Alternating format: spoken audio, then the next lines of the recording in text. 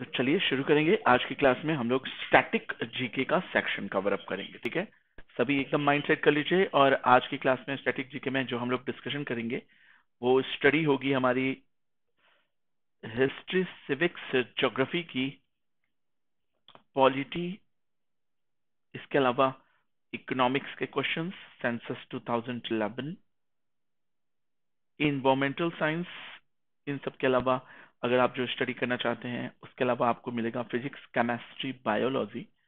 इसके अलावा art and culture के क्वेश्चंस, साइंस एंड टेक्नोलॉजी के क्वेश्चंस, करेंट अफेयर्स के questions, environment, agriculture, animal husbandry के क्वेश्चंस मिलेंगे। ठीक है, तो ये लेक्चर 1 होगा आपका और जो हम लोग इसको कंटिन्यूटी आगे बढ़ाएंगे। 50 क्वेश्चंस होंगे। मैं एक्सपीरियंस एजुकेटर हूँ, बहुत सारे एग्जाम्स निकाला है और आपके लिए असिस्ट करूंगा कि ज्यादा से ज्यादा चीजें आपको समझ में आए। तो ये मेरा टेलीग्राम चैनल है, इससे जुड़िए। इससे जुड़ने पर आपको पीडीएफ, इससे जुड़ने पर आपको मेरे क्लासेस की, अदर क्लासेस की लिंक्स, इसी वीडियो में आप मेरे कर्सर के नीचे देखोगे तो वी शेप का बना हुआ, कर्सर के ठीक नीचे वी शेप बनाएगी। डिस्क्रिप्शन में आपको मेरे टेलीग्राम, ये टेलीग्राम चैनल को कॉपी पेस्ट करने की जरूरत नहीं होगी। ये आपके मेरे टेलीग्राम चैनल के लिंक आपको मिल जाएगा। मेरी प्लस क्लासेस की लिंक मिल जाएगी जो इंग्लिश की चलती है। और तो और मेरी स्पेशल स्पेशल क्लासेस जो हैं उसमें भी आने का मौका, उसमें आपको पोल्स और लीडर बोर्ड भी स्पेशल फैसिलिटीज मिलेंगी। लिंक के साथ साथ आपको अगर चाहिए कि आपको डाउट क्लियरिंग सेशन मिल जाए तो वो भी आपको अवेलेबल हो जाएगा। ठीक है, याद रखिएगा अगर हम प्लस का सब्सक्रिप्शन लेते हैं तो हमें live classes, weekly test series तो मिलती ही है, 6 महीने से 12 महीने का स्ट्रक्चर्ड कोर्स और अनलिमिटेड एक्सेस पिछले साल का भी हम देख सकते हैं। लेकिन अगर आप थोड़े और पैसे लगाकर आइकॉनिक सब्सक्रिप्शन लेते हैं तो आपको पर्सनल गाइडलाइन 1-on-1, वो भी एक्सपर्ट की गाइडलाइन मिलेगी। आपको एक अच्छा स्टडी मटेरियल मिलेगा जो कि कंटेंट मसाला कहा जाता है। स्टडी प्लानर मिलेगा, बाई वीकली उसका रिव्यू करते हैं हम। सबसे इंपॉर्टेंट चीज की जो आप पढ़ने के बाद टेस्ट देते हो, आपका टेस्ट का एनालिसिस किया जाएगा कि कौन सा सब्जेक्ट वीक है, कौन सा स्ट्रांग है, किस पर कितनी मेहनत करनी। ठीक है, तो याद रखेंगे सभी कि 12 महीने का सब्सक्रिप्शन अगर लेते हो तो 9,680 का पड़ता है। लेकिन जैसे ही मेरा कोड लगाते हो कृषि 007, जैसे ही आप ये कोड लगाते हैं तब आपको जो है मिलता है 10% का डिस्काउंट। सॉरी, कृषि 007 नहीं है, ये KSS10 है। ठीक है, KSS10 मेरा कोड है जिसपे आपको अप्लाई करते ही 10% इंस्टेंट डिस्काउंट मिलेगा। और साथ ही साथ ये रुपए जो 9,680 का था 8,712 का हो जाएगा। तब प्रोसीड टू पेपर करिएगा। बहुत से बच्चे बिना कोड लगाए जल्दीबाजी में और गलत कोड लगाकर वो अपना 1,000-1,500 का लॉस करा देते हैं। इतने में तो आपकी प्रिपरेशन की किताब आ जाए। तो इसलिए थोड़ा सा कंसंट्रेशन से पढ़ने की कोशिश करिए। ठीक है, यहाँ तक सबको समझ आई बात? तो कोड का स्क्रीनशॉट ले लो। ये कोड यूनिवर्सल कोड है, मतलब ये आपका हर जगह काम आएगा। IAS, NEET, JEE, PG, PCS का, एसएससी का, बैंक का, हर जगह ये कोड 10% डिस्काउंट दिलाएगा अनअकैडमी पर। ठीक है, याद रखिएगा। अनअकैडमी का एप्लीकेशन डाउनलोड करने के लिए आपको इस डिस्क्रिप्शन चैनल, मतलब मेरे क्लास के डिस्क्रिप्शन में सारी डिटेल्स मिल जाएगी। तो चलिए शुरू करें।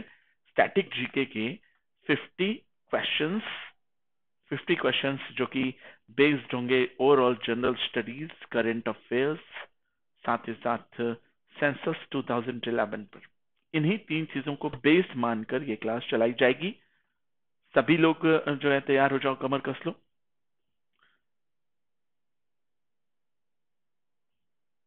चलें शुरू करें। तो पहला क्वेश्चन है, जैसे हिंदी और इंग्लिश दोनों में पढ़ूंगा मैं, इसको समझने की कोशिश करना। कर्नाटक में कंबाला नामक पारंपरिक खेल में निम्नलिखित में से किस जानवर को दौड़ के लिए बनाया? कर्नाटक में एक खेल होता है कंबाला। तो 1 नंबर का क्वेश्चन यहाँ से प्रिपेयर हुआ हमारा कि कंबाला किस राज्य में खेला जाता है? तो कंबाला कर्नाटक। इसमें क्या किया जाता है? तो एक जानवर को दौड़ाया जाता है। अब बताइए कि कौन है वो जानवर? गोट है, बकरी, घोड़ा, हॉर्स, कुत्ता है या भैंस है? Try to figure it out. Which of the following animals is made to race?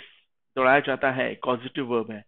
In the traditional sports called Kambala played in Karnataka. तो बताइए, जहां तक मुझे लगता है कि यार भैंस दौड़ाया जाता है। इस पर एक पिक्चर आई थी, उस पिक्चर का नाम तो याद नहीं है, बट हाँ उसमें कोई किसान था, बहुत तेज दौड़ा था। जहां तक मैं जानता हूं बहस होना चाहिए था। Late us see the answer, the right answer is yes, बिल्कुल यही सीन देखा था मैंने पिक्चर में। तो दैट इज क्या नाम देंगे, कंबाला में भैंस दौड़ाई जाती है। देखिए बैल या भैंस टाइप का ये, वैसे देखा जाए तो बैल भी ऑप्शन हो सकता था, क्योंकि भैंस और बैल लगभग उसी टाइप का सेंस है। मतलब वो कैनाइन बोलते हैं उसको, सॉरी उसको बोवाइन बोलते हैं। ठीक है, तो बोवाइन कैटेगरी का है, तो याद रखेंगे। बहुत इजी था। Buffaloes and their owner participates in traditional Karnataka race. The race takes place in the coastal districts of the Dakshin Kannada, Udupi of Karnataka कह सकते हैं, and Kasaragod of Kerala, north Kerala from the November to मार्च।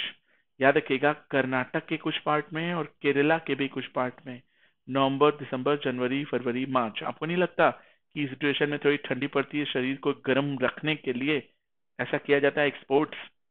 मेरी बात समझे? ये sponsors किया जाता है वहां के तुलुव लैंडलॉर्ड, सालुव, तुलुव, अरावीडू सुना होगा। संगम वंश, सालुव, तुलुव और अरावीडू, तो ये वही तुलुव वंश है। ठीक है, तो तुलुव यही कृष्णदेव राय वाला है, याद रखिएगा। ये Kambala race track is mostly a slushy paddy field. देखा होगा, चावल के पैडी के मैदान में ही उसमें दौड़ा दिया जाता है। And the buffaloes are driven by a whip lashing farmer. देखे होगे, ये देखोगे दौड़ाता है उसको जोर से।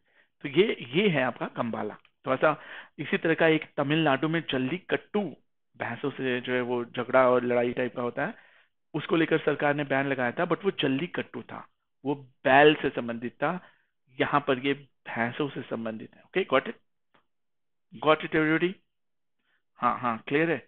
अभिषेक श्योर से आइए आंसर दीजिएगा। अगला क्वेश्चन क्या कहता है, निम्नलिखित में से किस भारतीय शहर ने, देखो मैं थोड़ा सा तेज चलना चाहता हूँ और एक एक चीज समझाना चाहता हूँ, तो डिस्क्रिप्टिव क्लास है, इसको ऐसे ही समझो कि जो है, अगर मन में है तो कमेंट करते चलो, अदरवाइज इसको एक सेशन जैसा समझो कि इसमें तेजी से टीचर पढ़ा रहे। बैठो, सुनो, ध्यान से समझो। किस भारतीय शहर ने जंगली जानवरों की प्रवासी प्रजातियों के संरक्षण पर पार्टियों के सम्मेलन के 13वें सत्र की मेजबानी की? कौन सा वो भारतीय शहर है जो जंगली जानवरों के प्रवासी प्रजातियों के, जो बाहर से आते हैं, उनके संरक्षण पर, अपने नहीं है लेकिन जो बाहर जाते हैं या बाहर से आते हैं, उनको कैसे प्रोटेक्ट किया जाए, उसी को लेकर, ऐसे समझो इंडिया से बाहर जा रहा है, अपना ही तो है, उसको प्रोटेक्शन। जैसे हम एम्बेसडर बनाते हैं, एनआरआई बनाते हैं, वैसे हमारे जंगली जानवर भी तो कभी कभी बॉर्डर पार करके उधर चले जाते हैं, या वहां के बॉर्डर पार करके इधर चले आते हैं। तो इस तरह की जो है जानवर की प्रोटेक्शन भी तो जरूरी है। तो उसके लिए एक सम्मेलन हुआ था, सीएमएस, COP13। वैसे तो COP13 जलवायु से संबंधित होता है, लेकिन ये सीएमएस COP13 है, याद रखिएगा। ठीक है, इसका सीएमएस का फुल फॉर्म बता दूं मैं, conservation of migratory species of wild animals. समझे? तो ये है कॉप। अगर आपसे कभी पूछे सीएमएस COP13 क्या है, तो जलवायु से संबंधित नहीं है, ये उन जानवर से उन जानवर के कन्वर्सेशन से, कंजर्वेशन से संबंधित है, जो वाइल्ड होते हैं और जो माइग्रेट कर जाते हैं दूसरे जगहों पे। तो उसका 13वां सत्र, अभी तक तो देखा जाए तो 13वां सत्र है, मतलब कम से कम मानकर चलो 13 साल हुआ होगा। 13 साल, 15 साल से हम लोग ये चीज सोच रहे हैं। तो कौन से नगर में वो मनाया गया होगा, सोचो और बताओ।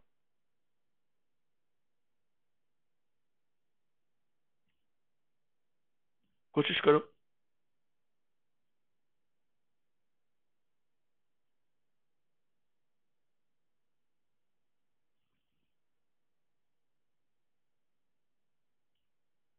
तो बिल्कुल सही आंसर है बी, याद रखेंगे। कॉन्फ्रेंस ऑफ पार्टीज, COP बोलते हैं उसको, कॉप। ठीक है, 13 conference of parties on the convention of the conservation of the migratory, वही सीएमएस के ऊपर। ठीक है, COP13 जो है, migratory species connect the plant and we welcome them home, इसकी क्या थी, थीम थी। इसका मैस्कॉट क्या था, गिबी। गिबी क्या है? द ग्रेट इंडियन बस्टर्ड, उसको गिबी कहते हैं। देखो एक नंबर का और क्वेश्चन पता चला कि कॉप 13 का, सीएमएस कॉप 13 का उसका मैस्कॉट क्या है? तो बताएंगे गिबी। अब पूछेगा कि गिबी क्या है, तो बताएंगे कि भैया ग्रेट इंडियन बस्टर्ड। ऐसे समझो, great Indian bird, bustard, great Indian bustard, ठीक है, तो इसी को गिबी बोलते हैं, the great Indian bustard, the great Indian bustard, GIB. समझे? बोला कि convention on conservation of CMS कब से चालू है? 83 से। तो हम लोगों ने अभी जो 13वां मनाया है, मतलब ये हर दूसरे तीसरे साल होता होगा, तभी इतना टाइम लिया है। 83 से लेके 2021 चल रहा है ना, तो हाँ 2 साल के गैप पर होता होगा, या कभी ऐसे ही कुछ। कहाँ से शुरू किया था? यूनाइटेड नेशंस एनवायरमेंट प्रोग्राम, इसको यूएनईपी कहते हैं। देखो बहुत अच्छा क्वेश्चन बन गया कि भैया ये जो हम लोग कॉप 13 मना रहे हैं, ये कौन से डिपार्टमेंट के अंदर आता है? तो यूनाइटेड नेशंस के एनवायरमेंट प्रोग्राम में। पेड़ पौधे, फल फूल, जानवर, पशु पक्षी, फ्लोरा फौना सब एनवायरमेंट प्लान में ही तो आते हैं। मेरी बात समझो, explanation is the most important part. तो बहुत से लोग केवल क्विज करना चाहते हैं, क्विज करना है तो स्पेशल क्लास चलती है, केवल पोल पर टिक करते चलो, लेकिन वो सॉल्यूशन नहीं है। सॉल्यूशन सही से देखा जाए तो मैंने बहुत बार देखा है कि बहुत से ऐसे कराते हैं लोग, लेकिन नहीं। यूट्यूब पर हो, चीजें डिस्कशन करना चाहते हो, कमेंट बॉक्स आपके सामने है, टीचर आपके सामने है, ध्यान से सुनो। टीचर खुद ही इतनी चीजें बता देता है कि वो एक नंबर से ज्यादा एक केस स्टडी बन जाती है, और उसके इंटरेस्ट जाग जाती है। इंटरेस्ट जाग गई तो थोड़ा सा उसको उठाकर पढ़ो, गूगल कर लो, 50 क्वेश्चन बताऊंगा, सारी इंपॉर्टेंट चीजें सुनते चलो, सबकॉन्शियस माइंड में याद हो जाएगा। उसके बाद फिर जो है हम लोग गूगल कर लेंगे उस पर। यही होता है अगर पढ़ने के अच्छे तरीके। चलो वॉट एवर, आगे शुरू करते हैं।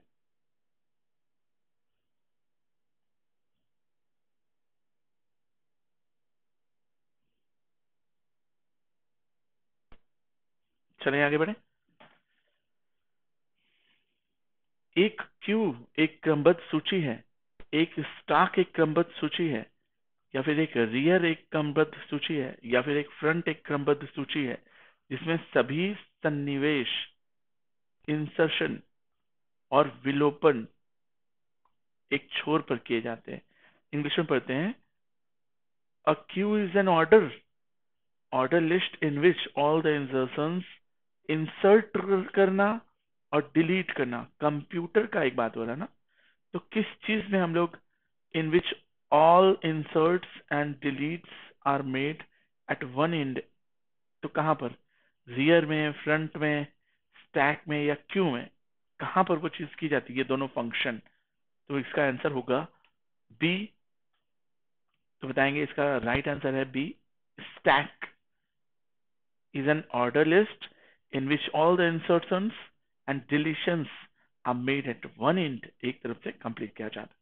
A stack is an order list in which all the insertions and deletions are made at one end, that is called top, is called the top, उसको top कहा जाता है। क्या क्यू होता है? क्यू एक ऑर्डर होता है list, all instructions take place at one end, that is at the rear, and while all the deletes take place on the other end is called front।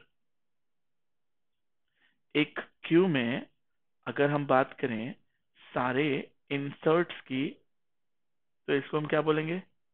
Rear. लेकिन अगर हम सारे deletes की, इसी Q में सारे डिलीट्स की बात करें या डिलीटेशन की बात करें, तो ये क्या हो जाता है? फ्रंट के। और अगर हम बात करें स्टैक की, तो स्टैक का जो फ्लो होता है, ऐसे समझो, जो भी इंसर्ट्स भी होता है इसमें और डिलीट भी होता है। जबकि क्यू में अगर एक इंसर्ट है तो उसका रियर होगा, और अगर एक डिलीट है तो उसका फ्रंट होगा। लेकिन स्टैक की अगर हम बात करें तो इंसर्ट्स और डिलीट दोनों होते हैं, और ये होते कहाँ पर है? On the top. कंप्यूटर की लैंग्वेज है, कोबोल, सी प्लस प्लस, कभी पढ़े होगे तो कोई आइडिया लगेगा। समझे? अभिषेक चौधरी से आंसर दीजिए, बात समझ आ रही? क्लियर?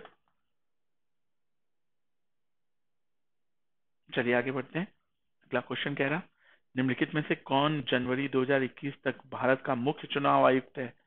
2021 तक राजीव कुमार, सुदीप जैन, सुनील अरोड़ा, उमेश सिन्हा।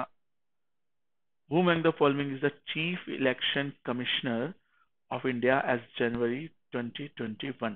किस पे टिक लगाओ? 2021 का सीईसी चीफ इलेक्शन कमिश्नर कौन है? देखो मैं रहता तो सुनील अरोड़ा और सुदीप जैन को लेकर ही कंफ्यूज रहता, तो बिल्कुल सही है सुनील अरोड़ा। सीईसी कौन है? तो आपको सीवीसी, ठीक है, और आपको एक और सीईसी, इसके अलावा एक और होता है, एक और होता है, उसका नाम याद नहीं आ रहा, सी से ही होता है वो, तो वो दोनों याद कर लो। इनका टेन्योर 6 साल का होता है जो चीफ इलेक्शन कमिश्नर होते हैं और इनकी एज अधिक से अधिक 65 साल हो, जो पहले हो जाए, ठीक है।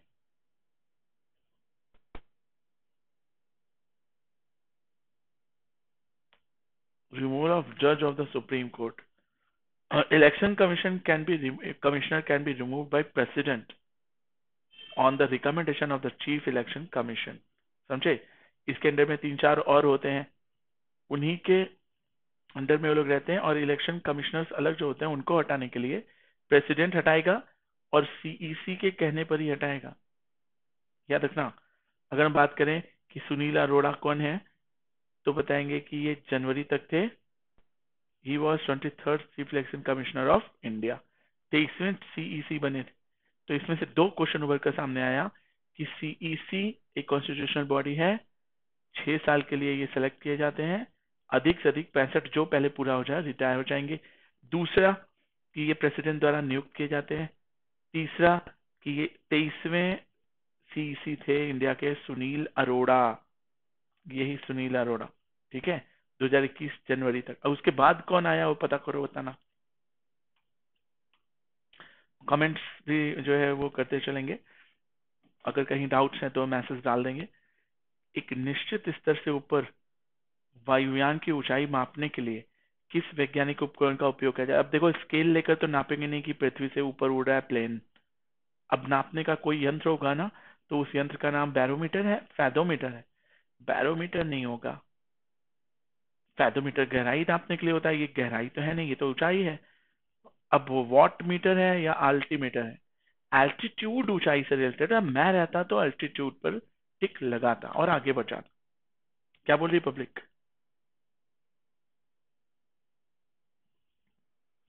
तो बताएंगे कि भैया दैट इज अल्टीमीटर, एकदम सही आंसर है अल्टीमीटर। देखो ऐसा होता है, अल्टीमीटर ऐसे रीड करते हैं, ठीक है। तो बताया हुआ है कि कैसे कैसे कर सकते हो। तो एक यूट्यूब पर भी इसको 2 से 3 मिनट का वीडियो होता है, देखना, बड़ा अच्छा दिया हुआ था, मैंने देखा था। एल्टीमीटर एक डिवाइस होती है जो एल्टीट्यूड नापने के लिए, एयरक्राफ्ट के फिक्स लेवल से ऊपर नापने के लिए यूज की जाती है। एयरक्राफ्ट के बारे में बता दूं, बहुत से लोग जानते हैं कि पृथ्वी तल से ऊपर ट्रोपोस्फेयर है, इसमें बारिश, बादल और विक्षोभ और धूल कण, ये सब चीजें जलवाष्प होते हैं, इसलिए इसमें प्लेन उड़ाना कठिन नहीं है। जब प्लेन ट्रोपोस्फेयर के बादल को चीरते हुए ऊपर निकलता है तो देखा होगा, कभी बैठे होगे तो लड़खड़ाता है ऐसे, तो कैप्टन कहता है कि जो है सब लोग अपनी सीट बेल्ट बांध ले, और ऊपर जाकर स्ट्रेटोस्फेयर पे ये उड़ता है स्ट्रेटोस्फेयर पे, याद रखना, समताप मंडल में, क्योंकि यहाँ पर तापमान समान रहता है, यहाँ पर पर्ल क्लाउड बनते हैं, यहीं पर ऋतु के गुब्बारे भी उड़ाए जाते हैं, ठीक है। फैदोमीटर गहराई नापने के लिए किया जाता है। बैरोमीटर जानते ही हो सब लोग, एटमॉस्फेरिक प्रेशर नापने के लिए किया जाता है। वॉट मीटर जानते ही हो, इलेक्ट्रिक एक्टिव पावर कितने वॉट का जल रहा है वो नापने के लिए किया जाता है। तो इजी था, गॉट इट। चलो कोई नहीं, अगला क्वेश्चन, क्वेश्चन नंबर 6, बहुत ध्यान से सुनेंगे, ठीक है। Try to listen to me carefully. अगर कमेंट नहीं कर रहे तो फिर कम से कम ध्यान से सुनेंगे, ठीक है। जैसे अगर मैं बात करूं कि निम्नलिखित में से कौन सा उपग्रह भूमि स्थिर कक्षा, देखो 2 तरह का होता है ना, जीएसएलवी सुना होगा और पीएसएलवी सुना होगा, जो पृथ्वी के चारों तरफ, इक्वेटर के चारों तरफ क्या करते हैं, चक्कर लगाते हैं ऐसे पृथ्वी का, तो वो जीएसएलवी के थ्रू लॉन्च होते हैं। और जो होते हैं पोल के चारों तरफ ऐसे चक्कर लगाते हैं, तो उनको पीएसएलवी के श्रेणी में रखा जाता है। तो वही बोल रहा है, जियो स्टेशनरी ऑर्बिट, ये वाला जियो स्टेशनरी ऑर्बिट है, ये पोलर स्टेशनरी ऑर्बिट है। मेरी बात समझे? तो बोला है कि भैया पहला जियो स्टेशनरी ऑर्बिट, भारत का पहला पृथ्वी इमेजिंग उपग्रह कौन सा है? पृथ्वी की इमेज इमेज वगैरह बताता है और इसको गूगल वगैरह और जीपीएस में भी कई जगह यूज किया जाता है। तो सबसे पहला, उतना एडवांस तो नहीं था। Which of the following satellite is the India first earth imaging satellite geostationary orbit?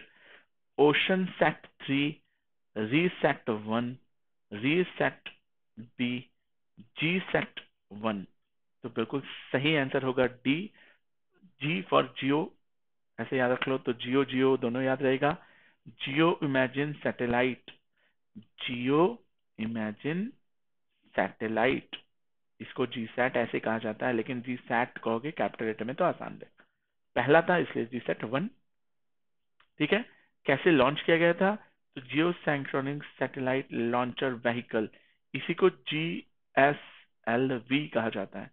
Jio सैंक्रोनस satellite launcher vehicle F10, GSLV F10 ने इसको सबसे पहले लॉन्च किया।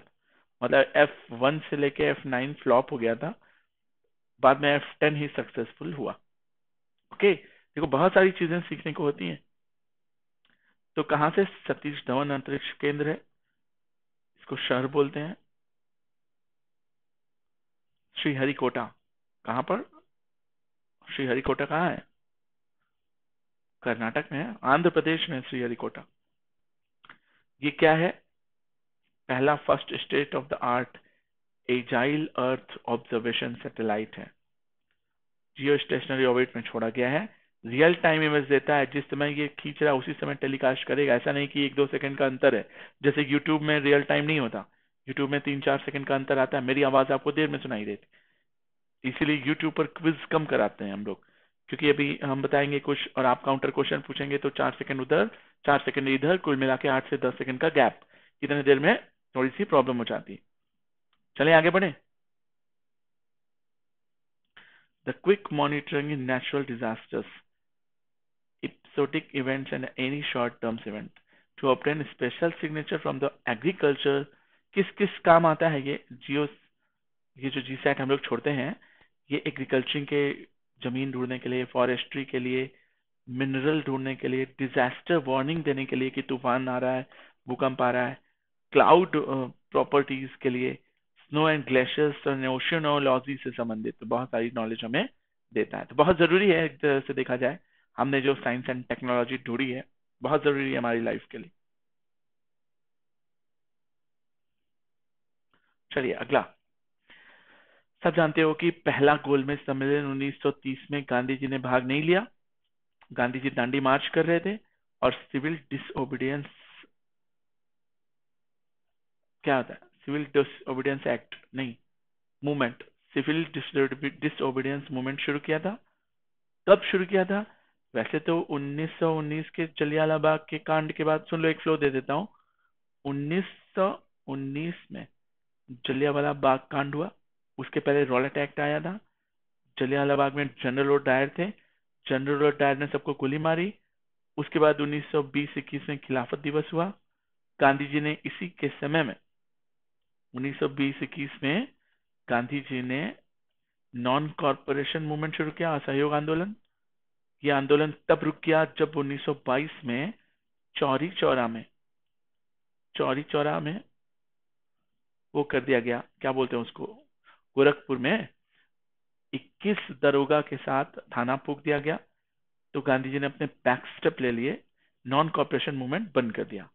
गांधी जी को 6 साल की जेल हुई, जिसमें वो यरवदा जेल गए, बट जल्दी ही छोड़ दिया गया था उन्हें तबियत खराब होने के कारण, 2 साल में ही। फिर गांधी जी ने 1922 से लेकर 1930 तक कोई राजनीति नहीं करी, शांत थे, मतलब डोरमेंट हो गए थे। फिर 1930 में जब उन्होंने देखा कि अब अंग्रेज बात सुन नहीं रहे, तो फाइनली 1930 के गोलमेज सम्मेलन का बहिष्कार करते हुए उन्होंने 1930 में सिविल डिसओबीडियंस मूवमेंट छुड़ाया। 72 लोगों के साथ साबरमती आश्रम से चले, सिंबॉलिक रूप में बिना नमक बनाए नमक कानून तोड़ा, 24 दिन की यात्रा करी, और सबसे इंपॉर्टेंट चीज कि यहीं से उन्होंने सिविल डिसओबीडियंस मूवमेंट शुरू किया, दांडी मार्च। 12 मार्च को ये चीज शुरू की थी उन्होंने 1930 को। याद रखिएगा, इनकी सारी डिटेलिंग वेब मिलर ने अपने पत्रचार समाचार पत्र में बताया था। सारे फैक्ट्स सुनते चलो, पेन कॉपी लेकर बैठो, हो सके तो एक एक नाम नोट करते चलो, क्योंकि ये सब जो बता रहा हूं बहुत इंपॉर्टेंट फैक्ट्स हैं। उसके बाद जब 1930 का बीत गया तो 1900 इन सब चीजों को रोकने के लिए, सिविल डिसओबीडियंस मूवमेंट को रोकने के लिए लॉर्ड इरविन ने गांधी जी को बुलाया। उनके बीच में एक पैक्ट हुआ। इस पैक्ट में भगत सिंह को गांधी जी नहीं बचा पाए, इसके लिए उनकी आलोचना करी जाती है। फिर इस पैक्ट के तहत इन्होंने कहा कि चलिए हम आपकी सारी बातें मान रहे हैं जो आप हमें लिखित रूप में दे रहे हैं, ठीक है, बट भगत सिंह को नहीं छोड़ेंगे।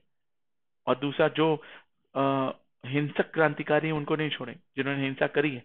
जैसे भगत सिंह ने सॉन्डर्स को गोली मारी थी, तो सीधे सीधे गोली मारी थी, वो किलर है। अब आप कहेंगे कि हम उनको छोड़ दें उस किलर को, तब तो आप तो मतलब क्या ही बोले, कैसे जस्टिफाई करेंगे हम अपने डिपार्टमेंट को कि यार सीधे सीधे मारा है गोली हमारे ऑफिसर को, तो सारे ऑफिसर भी तो खतरे में आ जाएंगे, इसलिए आपकी वो बात हम नहीं मानेंगे। गांधी जी की सिचुएशन उस समय समझिए, उसने सबके सामने गोली मारी है, उसको छुड़ा अगर लेते गांधी जी, तो ये तो गांधी जी का खेल ही खत्म हो जाता, गेम खत्म। तो गांधी जी ने भगत सिंह, राजगुरु, सुखदेव को नहीं बचाए और फांसी लग गई। और गांधी जी उस समय निकल गए द्वितीय गोलमेज सम्मेलन में, जो 1931 में हुआ था। इनके साथ सरोजनी नायडू भी गई थी, याद रखिएगा। गांधी जी जब वहां गए, उनका कम्युनल अवार्ड को लेकर एक्चुअली बाबा साहब भीमराव अम्बेडकर से झगड़ा हो गया, समझे। खैर व्हाट झगड़ा क्या, बहस थी हल्की सी। और फिर वो तीसरे गोलमेज सम्मेलन में नहीं गए, मतलब पहले में नहीं गए, तीसरे में नहीं गए। कांग्रेस ने सीधे खुले तौर पर जो भाग लिया, वो दूसरे गोलमेज सम्मेलन में भाग लिया। और अगर हम पूछें कि भीमराव अम्बेडकर जो थे वो तीनों गोलमेज सम्मेलन में गए, मोहम्मद अली जिन्ना जो है वो मुस्लिम लीग की तरफ से गए थे। ओके, बात समझ गए।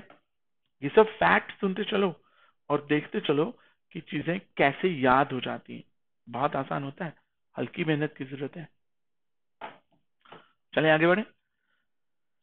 क्वेश्चन क्या था ये तो हमने बताया नहीं, तो आइए चलिए एक बार क्वेश्चन देखते हैं। दूसरा गोलमेज सम्मेलन 1931 में निम्नलिखित में से किस देश में आयोजित किया गया था? तो दक्षिण अफ्रीका, अमेरिका, यूनाइटेड किंगडम या इटली? तो यूके में था ना। राजपूताना नाम की शिप से बैठकर गांधी जी वहां गए थे। आइए डिटेल देखते हैं। तो second round table, first round table, तीनों राउंड टेबल वही था। 1931 में हुआ था, 30 में फर्स्ट हुआ था, 32 में थर्ड हुआ था। अगर हम पूछे उस समय राउंड टेबल के समय में प्रेसिडेंट कौन थे, तो रैमसे मैकडोनाल्ड। और प्राइम मिनिस्टर कौन थे? वही ब्रिटिश प्राइम मिनिस्टर जो थे वो मैकडोनाल्ड थे, और वही प्रेसिडेंसी कर रहे थे। महात्मा गांधी जो है सेकेंड राउंड टेबल अटेंड करते हैं। कहा जाता है कि तेज बहादुर सप्रू और डॉक्टर भीमराव अंबेडकर, इन्होंने ही तीनों 30 का भी, 31 का भी, 32 वाला भी, तीनों गोलमेज सम्मेलन किया था, जिनमें से तेज बहादुर सप्रू ने अपने खर्चे पर, भैया सरकार का खर्चा नहीं, रहने दो, नहीं चाहिए मैं तुम्हारा पैसा, ये सप्रू जी थे। ठीक है, क्वेश्चन जैसे पूछता है जो बता रहा हूँ। Sorry sorry. आइए अगला क्वेश्चन देखते हैं कि भैया which biology is applicable of plant and soil science, कि agronomy is applicable of plant and soil science, कि एनाटॉमी या फिर एस्ट्रोलॉजी, एग्रोस्ट्रोलॉजी, चारों में से कौन सा अध्ययन फसल उत्पादन के लिए पौधे और मृदा विज्ञान का अनुप्रयोग है? Means which of them is applicable of plant and soil science to crop production. अब बताओ, क्रॉप उगाने के लिए हम मिट्टी और प्लांट के बारे में जानेंगे, तभी तो ठीक से क्रॉप उगा पाएंगे। तो वो ब्रायोलॉजी है कि एग्रोनॉमी है कि एग्रिस्टोलॉजी है या फिर एनाटॉमी? देखो, एनाटॉमी तो मुझे नहीं लग रहा होगा, ठीक है, ये खेती से हो सकता है। ब्रायो, ये भी नहीं लग रहा मुझे, मुझे इसी दोनों में गेम लग रहा है, बी और डी में। खैर whatever answer is B, agro मतलब खेती। अब आप अच्छे से जानते हो मिट्टी और पौधे को ही एग्रो कहते हैं, एग्रीकल्चर से ही तो बना है। तो ऐसे याद रखना, मिट्टी या पौधे का जो भी विज्ञान है वो एग्रो में ही आएगा। तो agronomy is the right answer. लेकिन बाकी तीन भी जानिए। जैसे ब्रायोलॉजी क्या होती है? ब्रायोफाइटा जानते हो ना, scientific study of bryophyta. Botany से संबंधित है।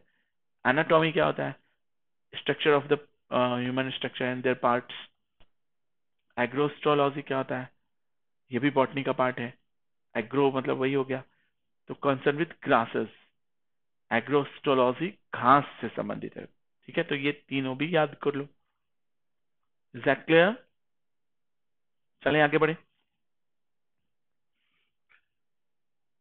यस नो भी कहते चलो। अभिषेक, लाओ खोआ वन्य जीव अभयारण्य, लाओ खोआ वन्य जीव अभयारण्य भारत के उत्तर पूर्वी राज्यों में किस नदी के दक्षिणी तट पर है? लाओ खोआ वन्य जीव अभयारण्य उत्तर भारत के उत्तर पूर्वी राज्यों में किस नदी के दक्षिणी तट पर स्थित है? लाओ खोआ वाइल्ड लाइफ सेंचुरी कहाँ है? सीधी बात सुनो। बराक, ब्रह्मपुत्र, गोमती या सुबनसिरी? ब्रह्मपुत्र की सबसे बड़ी सहायक नदी सुबनसिरी है, एक फैक्ट याद रखना। अब बताओ इसमें किस पे टिक लगाओगे? मैं रहता तो ऑब्वियसली लाओ खोआ नाम से ही लग रहा है कि थोड़ी सी चाइनीज नाम। असम में है लाओ खोआ, एक अच्छी चीज पता चली। चलो चाइनीज है, लेकिन इसलिए क्योंकि असम का बॉर्डर चाइना से टच करता है, इसलिए। ब्रह्मपुत्र नदी में असम में से निकलती, दिहांग बोलते हैं ना उसको। तो इसका वाइल्ड लाइफ सेंचुरी का पूरा नाम जो है लाओ खोआ बुराचारपोरी इकोसिस्टम है। यहीं पर इंडियन राइनोसोरस, गैंडा और एशियाटिक वाटर बफेलोज, बड़ी बड़ी जो भैंस पाई जाती है, यहीं पर आपको क्या मिलेगा? बंगाल टाइगर, असम बंगाल यही सब एरिया ही है इसका। Indian leopard, Indian boar, civet, leopard cat और हॉग डियर, भयानक तरह का डायन जैसा दिखता है। असम के और भी नेशनल पार्क है, जैसे काजीरंगा है, डिब्रू है, ओरांग है, रैमोना है, ठीक है, नमे नमेरी है, दिहांग, ये सब असम में है। नेशनल पार्क अलग होता है, वाइल्ड लाइफ सेंचुरी सब असम के अलग है। हुलुंगोपर गिब्बन, गर्म पानी, ईस्ट काबरी, सोनाई रुपाई एंड नाम्बोर। तो मैं बता दूं, वाइल्ड लाइफ सेंचुरी और नेशनल पार्क में अंतर है, याद रखिएगा। बहुत से लोग नहीं जानते। नेशनल पार्क बड़ा होता है, वाइल्ड लाइफ सेंचुरी छोटा होता है। नेशनल पार्क में घूमना मना है, इवन वाइल्ड लाइफ सेंचुरी में घूम सकते हैं। नेशनल पार्क से लकड़ी बीनना मना है, पत्तियां उठाना मना है, इसमें टहलना मना है। लेकिन वाइल्ड लाइफ सेंचुरी में सब अलाउड है एक निश्चित समय के लिए। और सबसे बड़ी चीज कि नेशनल पार्क में वाइल्ड लाइफ सेंचुरी हो सकते हैं, इवन 2 हो सकते हैं, 3 हो सकते हैं। तो ये वैन डायग्राम से समझोगे तो और आसानी से बातें समझ में आएंगी। Got it everybody? तो यहाँ असम का एक केस स्टडी था, नेशनल पार्क और वाइल्ड लाइफ सेंचुरी। अगर हम पूछे काजीरंगा नेशनल पार्क बड़ा है या फिर गर्म पानी वाइल्ड लाइफ सेंचुरी बड़ा है, तो वाइल्ड लाइफ सेंचुरी हमेशा नेशनल पार्क से छोटा होगा एरिया में। ओके, अगर हम पूछें कि इंडियन बोअर कहाँ पाया जाता है तो बताएंगे। अगर पूछें कि वाटर बफेलोज कहाँ मिलती हैं तो असम में। अगर पूछें कि इंडियन राइनोसोरस कहाँ मिलते हैं तो हाँ। लोअर खाओ कौन सी नदी पर है तो ब्रह्मपुत्र। कहाँ पर है तो असम में। असम में ब्रह्मपुत्र को क्या बोलते हैं? दिहांग रिवर। इस तरह से केस स्टडी करके 2-4 चीजें पढ़ी जाती, ताकि एक बार पढ़ो तो दिमाग में रहे। तो ये आपको लग रहा है कि कलेक्शन है ना असम का पूरा, तो याद कर जाओ। 7 सिस्टर्स के national park wild life sanctuary आजकल पूछ रहा है क्वेश्चन में, क्योंकि इधर का सब पूछ दिया है, अब उधर का नहीं पूछा था। अब 2 साल 5 साल वही पूछेगा। Who among the following sultanates of the Delhi sultan appointed Ghiyasuddin Balban as his या हर प्राइम मिनिस्टर? बहुत सीधा साधा भोला भाला गुल्लीबल टाइप, समझे। और वो नाम मात्र का जो था, नासरुद्दीन महमूद था कि मुजुद्दीन बहरामी था, शमशुद्दीन इल्तुतमिश था या फिर रजिया थी? किसको अपना प्रधानमंत्री बनाया? किसने? कहते हैं उसकी बेटी या उसकी बहन थी, ऐसे ही कुछ पुत्री या बहन थी, उससे शादी कर दिया था और उसको अंडर में, मतलब एक तरह से ऐसे समझो कि वास्तविक सत्ता बलबन के हाथ में थी, और वास्तविक सत्ता बलबन के हाथ में थी और वो कहने मात्र के लिए। तो वो कौन थे? नासिरुद्दीन महमूद तबकाते नासरी, समझे? तबकाते नासरी इन्हीं के नाम पर लिखी गई है। दास वंश के बड़े अच्छे ये थे, क्या बोलते हैं उनको, राजा। कहते हैं कि ये टोपी सिलकर टोपी सिलकर और कुरान की आयतें लिख कर बेचता था, समझे? और अपने शहर में नहीं बेचता था क्योंकि राजा था वहां का, दूसरे शहर में जाके बेचता था, उसी से खाना पूर्ति करता था, सरकारी पैसा कोई हाथ नहीं लगाता था। अब आप सोच लीजिए कितना अच्छा इंसान होगा। और इसी ने अपने गयासुद्दीन बलबन को प्रधानमंत्री नियुक्त किया था क्योंकि उसकी बेटी से उसने विवाह किया था, समझे? इसी को दरवेशी किंग कहा जाता है। इल्तुतमिश का लड़का था कौन, नासुद्दीन महमूद, जिसने बलबन को प्राइम मिनिस्टर बनाया। बलबन के बारे में बता दूं, जय हिंद सुनीता रावत। नहीं नहीं नहीं, मुझे मुझे नींद नहीं आ रही, ठीक है? चलो चलो ओके, सुनते चलो। तो थोड़ा सा बता दूं दिल्ली सल्तनत के बारे में भी। देखो सुनते चलो, केस स्टडी करते चलो, बहुत सारी चीजें फैक्ट होंगी। जब गोरी पृथ्वीराज चौहान को 19 सॉरी 1192 में हराते हैं तराइन का सेकेंड वॉर पे, ठीक है? राय पिथौरा नाम रहता है, राय पिथौरा। अगर कभी पूछे राय पिथौरा कौन है या पृथ्वी तृतीय कौन है, तो बताएंगे पृथ्वीराज चौहान को हराता है तो अपने दास कुतुबुद्दीन ऐबक को छोड़कर जाता है। कुतुबुद्दीन ऐबक के बाद आते हैं इल्तुतमिश, इल्तुतमिश के बाद आते हैं रजिया सुल्ताना, छोटे मोटे और आते हैं। रजिया सुल्ताना के बाद आते हैं कौन, यही नासिरुद्दीन महमूद, छोटे मोटे और आते हैं बहराम शाह वैसे। उसके बाद आते हैं कौन, बलबन। तो यही नासिरुद्दीन महमूद के बारे में मैंने बताया, टोपी और वो वाली बात, समझे? हम्म, सुनते चलो।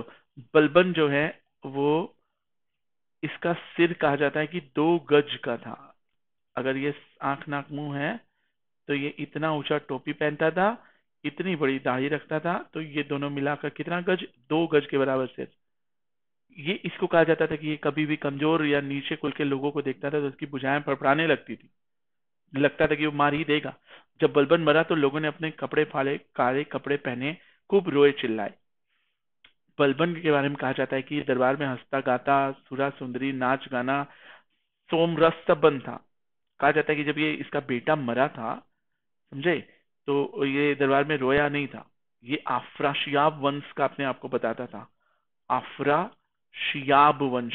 सुनते चलो। बलबन के बारे में एक और बात सुन लो, लौह और रक्त की नीति अपनाया था। और तो और इसने तुर्कान चहलगामी का अंत किया, छत्रसाल रखता था। एक और सबसे इंपॉर्टेंट चीज सुन लो, बलबन ने राजत्व का सिद्धांत दिया था। राजत्व का सिद्धांत ये होता है कि राजा ईश्वर की छाया है, ठीक है? मेरी बात समझे? तो इसी को लेकर जो है काफी कॉन्सेप्ट लेके, और हमेशा रॉयल रॉब्स पहनता था, एकदम बादशाह जैसे स्टाइल में। सुल्तान, असली सुल्तान यही था।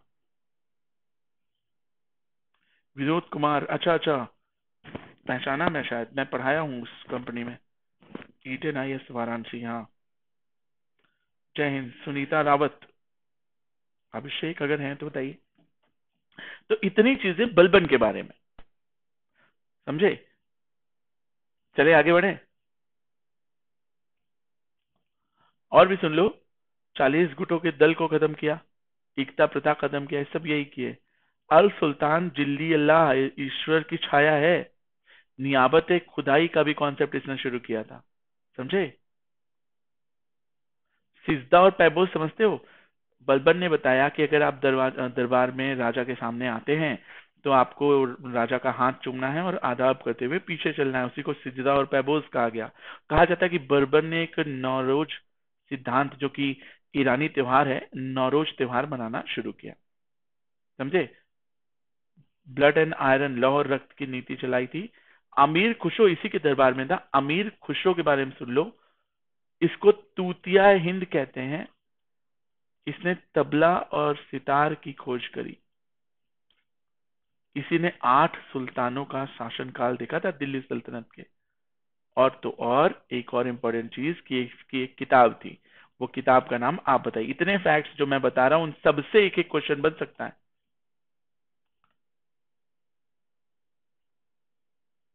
आगे बढ़े, चलिए अगला क्वेश्चन। मूत्र में पीले रंग के लिए कौन रसायन जिम्मेदार है? Which of the following chemicals is responsible for the yellowish nature of the urine? Albumin, urobilin, bilirubin या क्रिएटिनिन? किस पे टिक लगाना चाहोगे? बहुत अच्छा क्वेश्चन है, सोचो और बताओ, चारों में से कौन? कोशिश करिए, बताइए।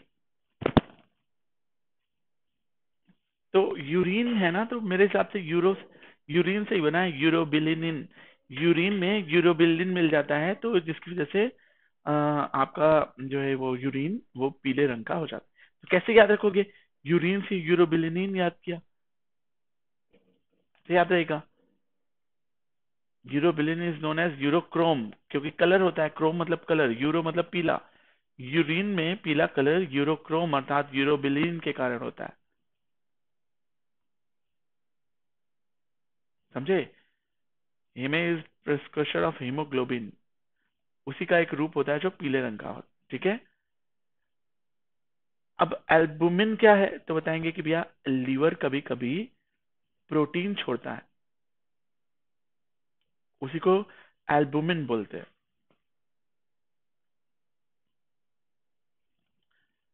बिलीरुबिन क्या होता है, तो ये भी एक तरह का येलो पिगमेंट होता है। ये क्या होता है, रेड ब्लड सेल्स के समय में बनता है। क्रिएटिनिन क्या होता है, तो बताएंगे normal wear and the tear of the muscles of the body. समझे? ये मसल्स के बनने टूटने से ही क्या होती है, बनता है क्रिएटिनिन। तो 3 और एक्सप्लेनेशंस भी तो हैं, उन्हें भी तो याद रखना है। Got it? मैं अभी यही अन अकेडमी वाईफाई पर ही हूँ और वाराणसी में ही हूँ। ऑनलाइन स्टूडियो है हमारा लंका पर, कभी आइए।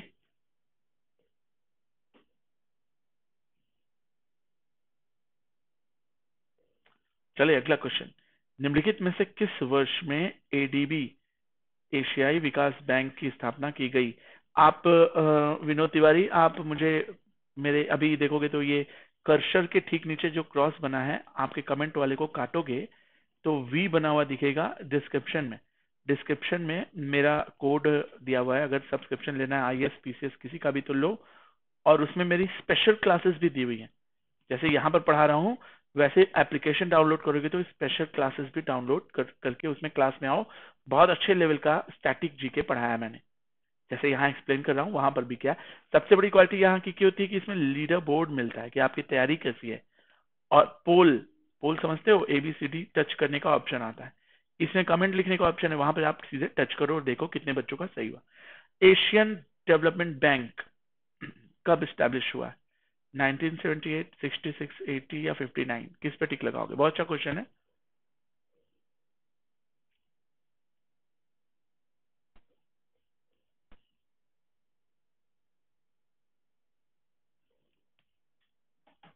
तो बिल्कुल सही आंसर है B, 1966 is the right answer. Asian development bank, इसका हेडक्वार्टर मनीला में है, फिलीपाइंस में पड़ता है। 68 मेंबर्स हैं इसके। 1966 है, 68 मेंबर्स हैं। समझे? करंट प्रेसिडेंट इसके कौन है, तो बताएंगे असाकावा, इसके करंट प्रेसिडेंट। समझ गए? ADB is a social development organization that is dedicated to reducing poverty in Asia. Asia में गरीबी खत्म करने के लिए एडीबी बना है। एशियन डेवलपमेंट नाम से ही लग रहा है एशिया में डेवलपमेंट करने के लिए एक बैंक बना। And the Pacific through inclusive economic growth, Pacific ocean वाला पूरा सेक्शन इकोनॉमिक ग्रोथ करने के लिए बना है। इन्वायरमेंटली सस्टेनेबल ग्रोथ, ऐसी ग्रोथ जो केवल आज भर या कल भर या साल या 10 साल के लिए नहीं, आगे भी काम आए। और रीजनल इंटीग्रेशन करने के लिए ये बनाएंगे। लोन प्रोवाइड करती है, इंफॉर्मेशन ग्रांट करती है, इंफ्रास्ट्रक्चर प्रोवाइड करती है, हेल्थ केयर सर्विस देती है, फाइनेंशियल सर्विस, पब्लिक एडमिनिस्ट्रेशन देखती है, helping nation prepare pact on climate changes को लेकर एक्टिव है। मतलब हर चीज को लेकर ये एक्टिवली हमारे लिए काम करता है। एशियन डेवलपमेंट बैंक, हेडक्वार्टर याद रखना Philippines Manila. Okay, very good. चलो, कितने मेंबर्स बताए थे मैंने इसके?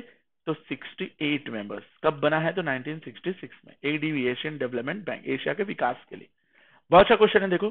फरवरी 1920 में प्रवासी प्रजातियों के संरक्षण पर संयुक्त राष्ट्र के कन्वेंशन द्वारा निम्नलिखित में से कौन सी प्रजाति को, मतलब एकदम इंडेंजर्ड माइग्रेटरी स्पीसीज की संज्ञा दे दी गई? बंगाल टाइगर, ये तो पहले से था। एशियाई शेर, ये भी पहले से था। बुलॉक गिब्सन और बंगाल फ्लोरिकन, किस पे टिक लगाओगे? सोच कर टिक लगाना। बहुत अच्छा क्वेश्चन है,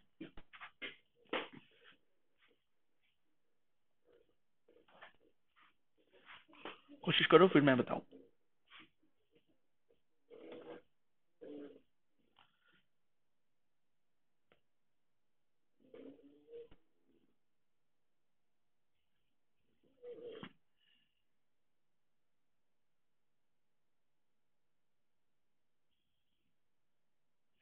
चलिए आंसर देखिएगा। तो ग्रेट इंडियन बस्टार्ड, इसमें ऑप्शन ही नहीं है। Option D, Bengal florican, great Indian bustard, Asian elephant and Bengal florin. अच्छा, मतलब इसमें ऑप्शन नहीं था, बंगाल फ्लोरिकन था ना, तो इसलिए ऑप्शन डी। उसके साथ साथ एशियन एलिफेंट भी इंडेंजर्ड लिस्ट में आए, और जीआई, गिबी बताया था मैंने, ग्रेट इंडियन बस्टर्ड, उसको गिबी कहा जाता है, समझे? Have been classified as endangered migratory species, UN convention on climate of a migratory species में उन्होंने ये बताया। कहां पर बताया था? सीएमएस, याद आया? पहला क्वेश्चन शुरू में ही बताया था मैंने।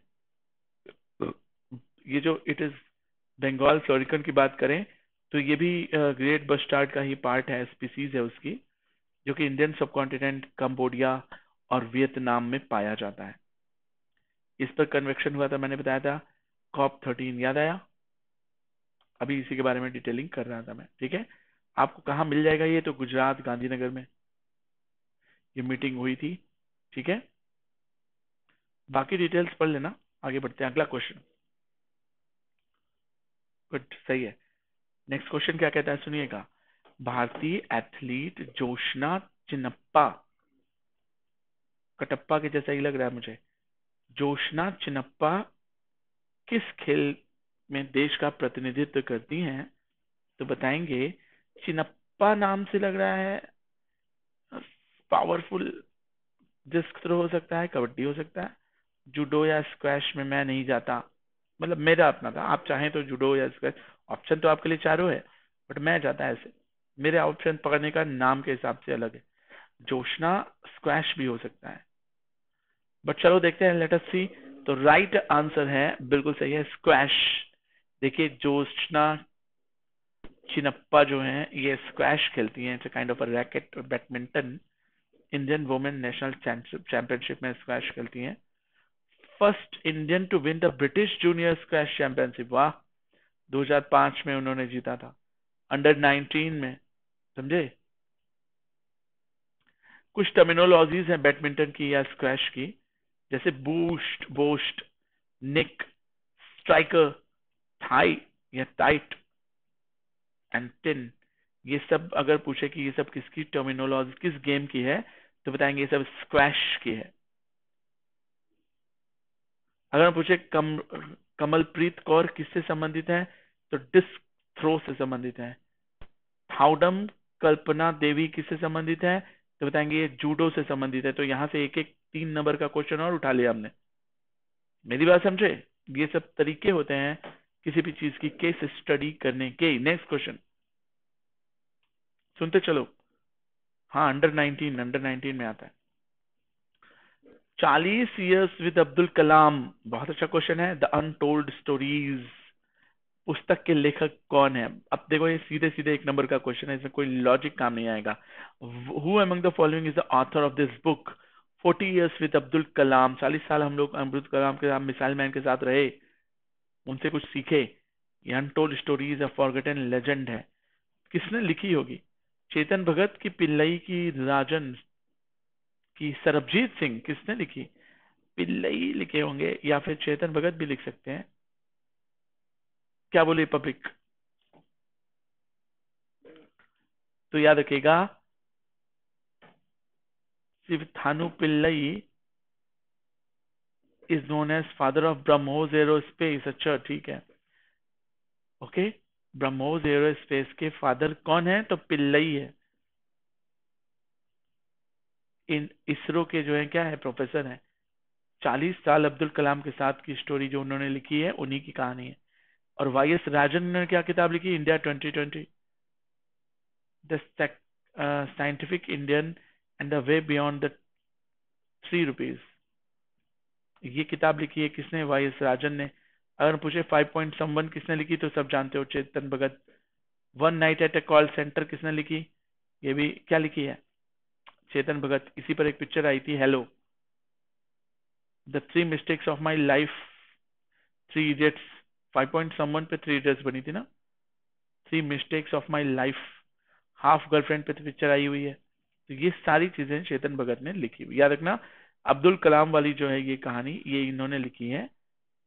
इनका नाम था Sivathanu Pillai. Is that clear? आगे बढ़े। इन्हीं को फादर ऑफ ब्रह्मोस एरोस्पेस कहा जाता है।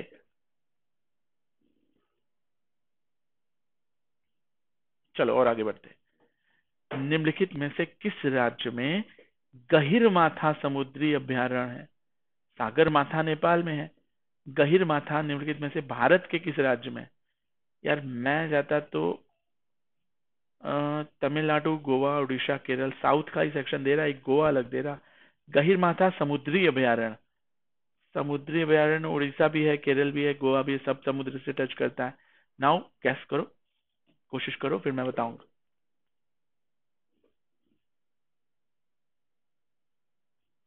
क्या बोले पब्लिक?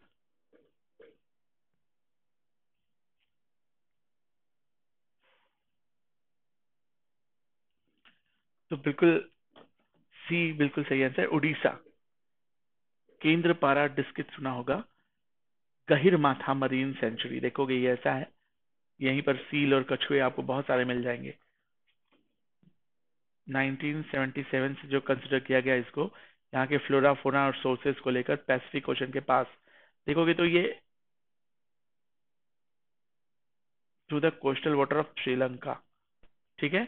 ऑलिव रिडले कछुआ होता है ना, migrates from Pacific ocean, Pacific ocean से चलकर आते हैं श्रीलंका से होकर, और वो यही इंडियन ओशन में आकर रुक जाते हैं। गहिर माथा इन द नॉर्थ, तो उड़ीसा यहाँ पड़ता है, इंडियन ओशन के पोर्शन, बे ऑफ बंगाल वाले पोर्शन के। बे ऑफ बंगाल ये है, इंडियन ओशन का पोर्शन ये है, तो इंडियन ओशन उड़ीसा के पास पड़ जाता है। Is that clear? तो ऑलिव रिडलेस, 3 चीजें पता चली। पहला, गहिर माथा समुद्री अभ्यारण्य कहाँ है? तो ये हमारा उड़ीसा में है। दूसरा, कि ये अभ्यारण्य है, कछुआ अभ्यारण्य, समझ गए। तीसरा पता चला कि ये कछुए ऑलिव रिडले होते हैं, और ये आते कहाँ से हैं? पैसिफिक ओशन से, यहाँ श्रीलंका से होकर हमारे यहाँ। टर्टल और टॉर्टवाइज में अंतर है। टर्टल केवल पानी में पाए जाते हैं, टॉर्टवाइज पानी और लैंड दोनों में रहते हैं, इवन वो पानी में नहीं रह सकते, लैंड में रहते हैं। हाथी जैसा पैर जिस कछुए का दिखे, वो टर्टल नहीं है, वो टॉर्टवाइज है। और जो टर्टल है वो पानी में रहता है, उसका मछली के फिन जैसा पैर दिखता है। पहचान करना सीखो, डिस्कवरी देखा करो। होयसलेश्वर मंदिर कहाँ है? होयसल, होयसल होते हैं, राजा होते थे होयसल। होयसलेश्वर टेम्पल कहाँ पर है?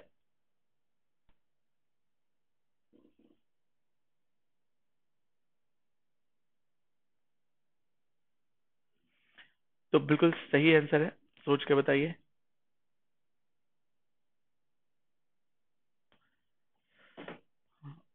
A option is the right answer, याद रखिएगा।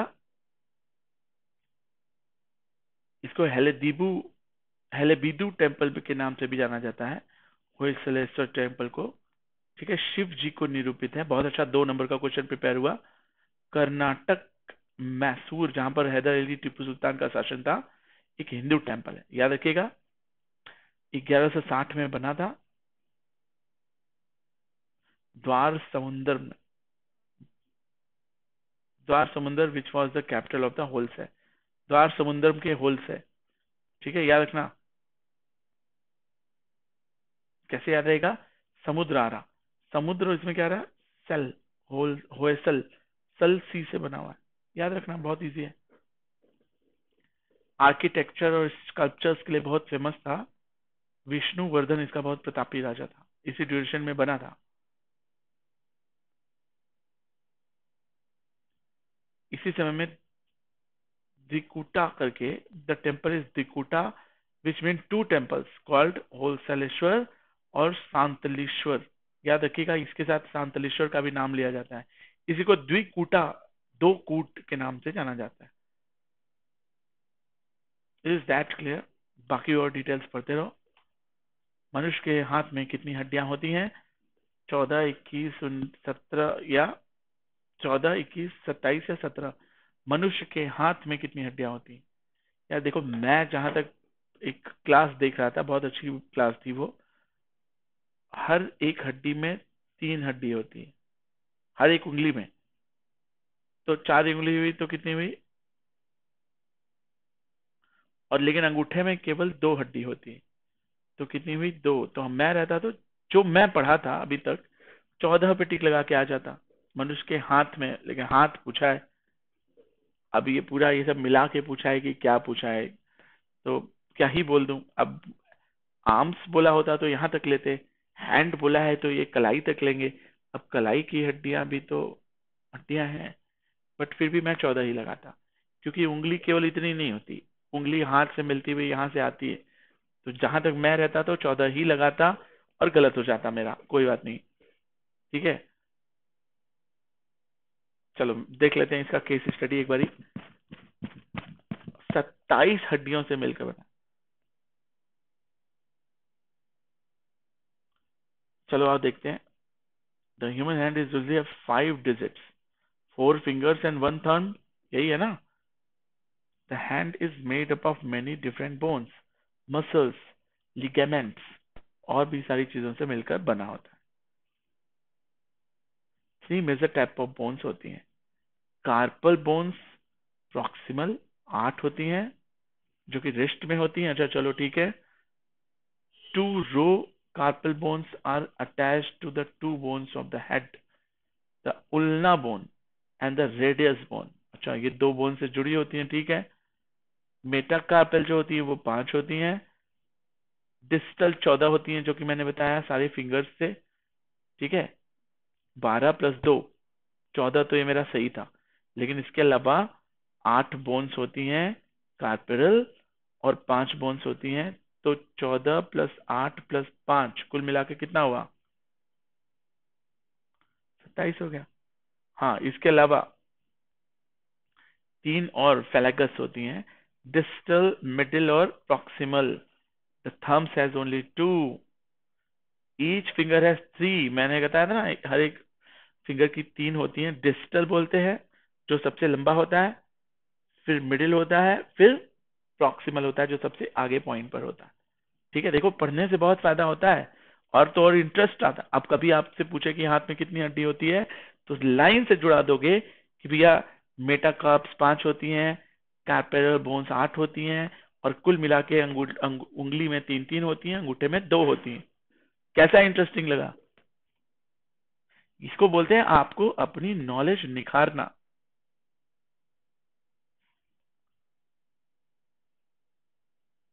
चलें आगे बढ़े। चलो चलो सुनते चलो। पैरासोमनिक नाम से ही लग रहा है, सोमनिया मतलब नींद होता है, पैरा मतलब होता है बाहर, नामक विकार का दूसरा नाम क्या है? रतौंधी, निद्रा भ्रमण, समुद्री रोग, हकलाना। पैरासोमनिक मैंने बताया सोमनिया, सोमनिया से बना है। सोमनिया मतलब होता है नींद बहुत आना, इनसोमनिया मतलब नींद ना आना। तो पैरासोमनिया मतलब क्या होता है? पैरा मतलब इधर उधर, दूर। तो पैरासोमनिया क्या होता होगा? रतौंधी, निद्रा भ्रमण, या फिर समुद्री रोग, या हकलाना। Another name of disorder called parasomnia. किस पे टिक लगाओगे बताओ?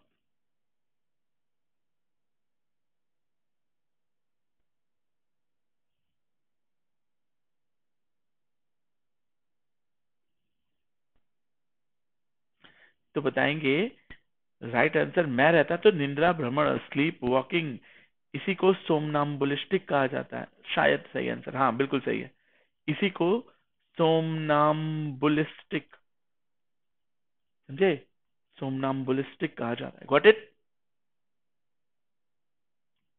चलो अगला क्वेश्चन देख लो ऐसे। Parasomnia is a slip disorder that causes abnormal behaviour while falling asleep। सोते सोते नींद में आप क्या करते हो, चलने लगते हो। स्लीप टेरर कहते हैं, स्लीप वर्किंग कहते हैं, नाइट मेयर डिसऑर्डर कहते हैं, स्लीप रिलेटेड ईटिंग डिसऑर्डर कहते हैं, कुछ लोग उठ के खाने लगते हैं। स्लीप पैरालिसिस, नींद में गए तो उसी में जकड़ गए, तो बहुत खतरनाक बीमारी होती है। Non rapid eye movement sleep, rapid eye movement sleep, इसमें किसी किसी में आंख भी नहीं हिलती, किसी किसी में आंख हिलती है। If the person loses their balance और collider with other objects, sleepwalking can also result in injury, और अगर बैलेंस नहीं किए छत से गिर के मर जाएंगे, समझे। कॉमनली चाइल्डहुड में पाई जाती है, जैसे बड़े होते जाते हैं ये कम हो जाती है। चलो खैर, कौन सा नृत्य रूप है जिसमें विशेष रूप से गांव के मेहमान भाग लेते, वाह बहुत अच्छा। चैलम, चेराव, सोलकिया या खुल्लम, किस पे टिक लगाया जाए ऑफिशियली, सोच कर टिक लगाइए।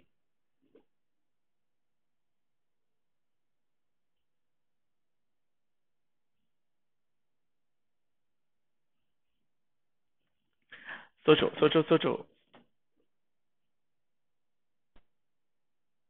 ईराना, क्या लग रहा है आंसर।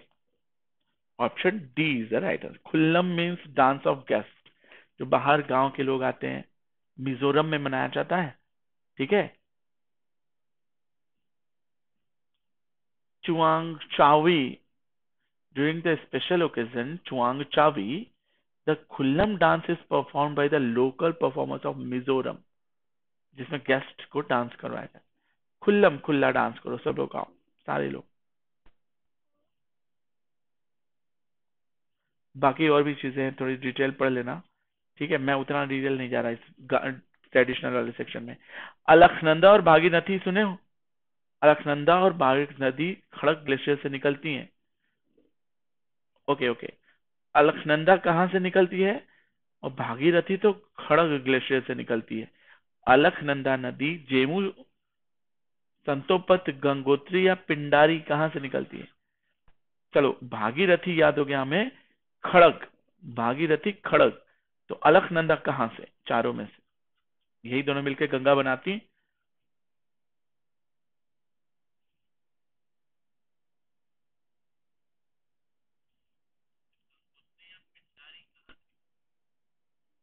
बफर उफर नहीं हो रहा है, सही तो है।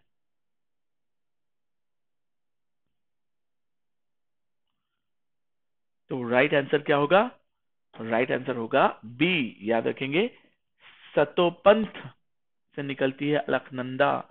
अलकनंदा, सतोपंथ, भागीरथी खड़गपंथ, ऐसे याद रखो। गंगोत्री नहीं है, सतोपंथ ग्लेशियर से भागीरथी निकलती है, सॉरी अलकनंदा निकलती है, और भागीरथी खड़ग ग्लेशियर से निकलती है। Alaknanda is a Himalayan river in Indian state of Uttarakhand, one of the two head stream of the Ganga. यही है ना गंगा, यही दोनों मिलकर उत्तराखंड में गंगा बना देती हैं। अलकनंदा इधर से आती है, भागीरथी इधर से आती है। हिंदुओं की बहुत पवित्र नदी मानी जाती है। वैसे तो प्राचीन काल में नदी तमा सरस्वती नदी को भी माना जाता था, ऋग्वेद में गंगा का वर्णन कम है, नहीं है।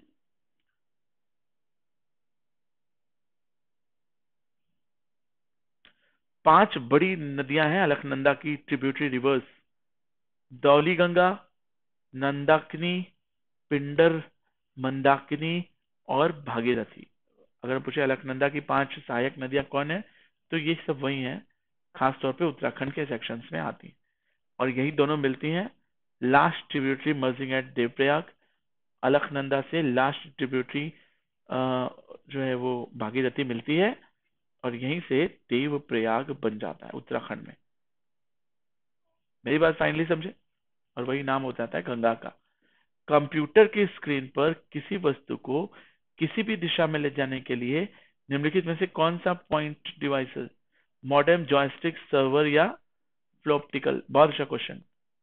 कंप्यूटर की स्क्रीन है, मान लो मेरी लैपटॉप की स्क्रीन है, किसी वस्तु को किसी भी दिशा में ले जाना है, मान लो इसमें मुझे पूरा content right side left side ले जाना है, तो मैं मॉडेम से लेकर जाऊंगा कि जॉयस्टिक से लेकर जाऊंगा, सर्वर से लेकर जाऊंगा कि फ्लोप्टिकल से लेकर जाऊंगा? नाम क्या लग रहा है सही, पढ़ने में क्या लग रहा?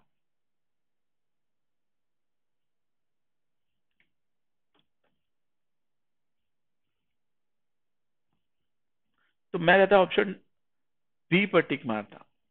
राइट आंसर है जॉयस्टिक।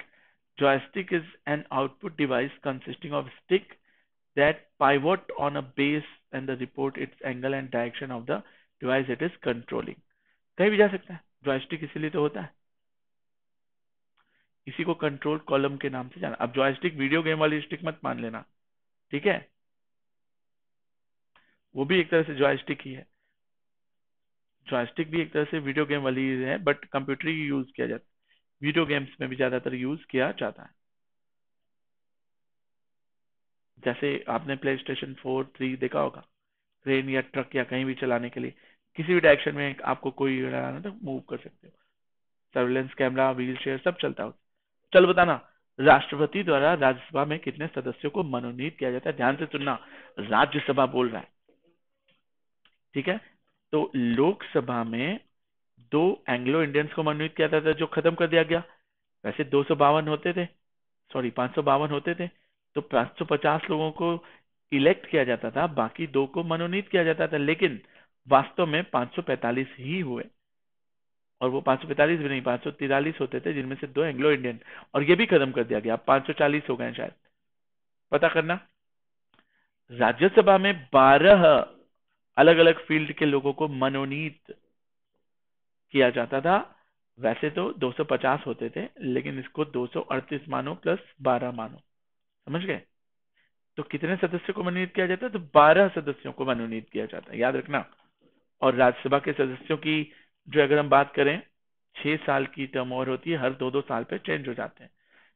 जो 12 नॉमिनेटेड सदस्य होते हैं, ये आर्ट से हो सकते हैं, लिटरेचर से हो सकते हैं, साइंस और सोशल सर्विसेज से हो सकते हैं। अगर हम पूछें कि फोर्थ शेड्यूल में क्या लिखा है, तो बताएंगे आर्टिकल 1 से लेकर 80 तक में बताया है क्या क्या क्या होगा। लोकसभा को लोअर हाउस कहते हैं, राज्यसभा को अपर हाउस कहते हैं, हाउस ऑफ कॉमन कहते हैं उसको, लोकसभा को, समझे? ये भंग हो सकती, नहीं भंग होती। और हर दूसरे साल पे 1/3 लोगों को राज्यसभा से रिटायर कर दिया जाता है। पार्लियामेंट के मेंबर को एमपी बोलते हैं, याद रखिएगा। राज्यसभा के मेंबर को भी एमपी बोलेंगे, मेंबर ऑफ इंडिया। चलिए खैर वॉट एवर। बहुत अच्छा क्वेश्चन है। एक मोबाइल ऐप लॉन्च किया है, एक प्रवासी भारतीय है, बोला है कि भैया दुनिया निम्नलिखित में से किसने दुनिया भर में भारतीय प्रवासियों से जुड़ने के लिए, वाह, ग्लोबल प्रवासी रिश्ता पोर्टल और मोबाइल ऐप लॉन्च किया है। बहुत अच्छे। तो क्वेश्चन फिर से सुन लो, who among the following has launch the global Pravasi Rishta portal? हम यहाँ बैठे हैं, वो वहां है, हमारे बीच में रिश्ता है, रिश्ता के पोर्टल के तहत निभाओ। मोबाइल ऐप लॉन्च किया, उनका नाम क्या है? Indian diaspora across the world. Diaspora मतलब वही माइग्रेटरी लोग। अब बताओ, जयशंकर है, अमित शाह है, मुरलीधरन है, या फिर हर्षवर्धन है? किस पे टिक लगाया जाए? बहुत अच्छा क्वेश्चन है।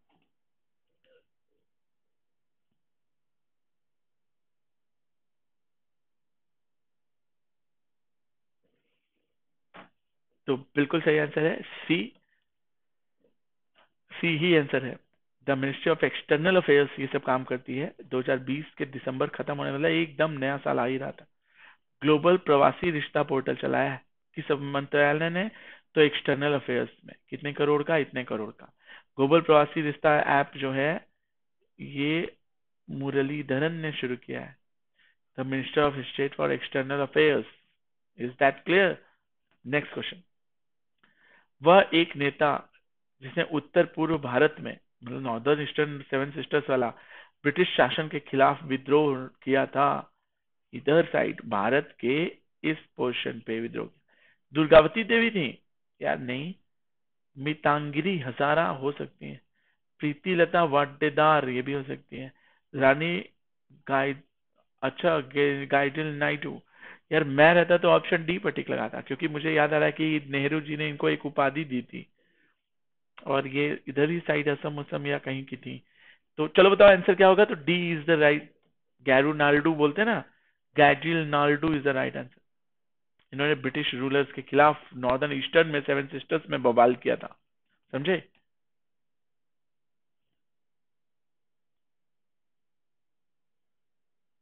उन्होंने हिराका रीजनल मूवमेंट ज्वाइन किया था 13 साल की एज में,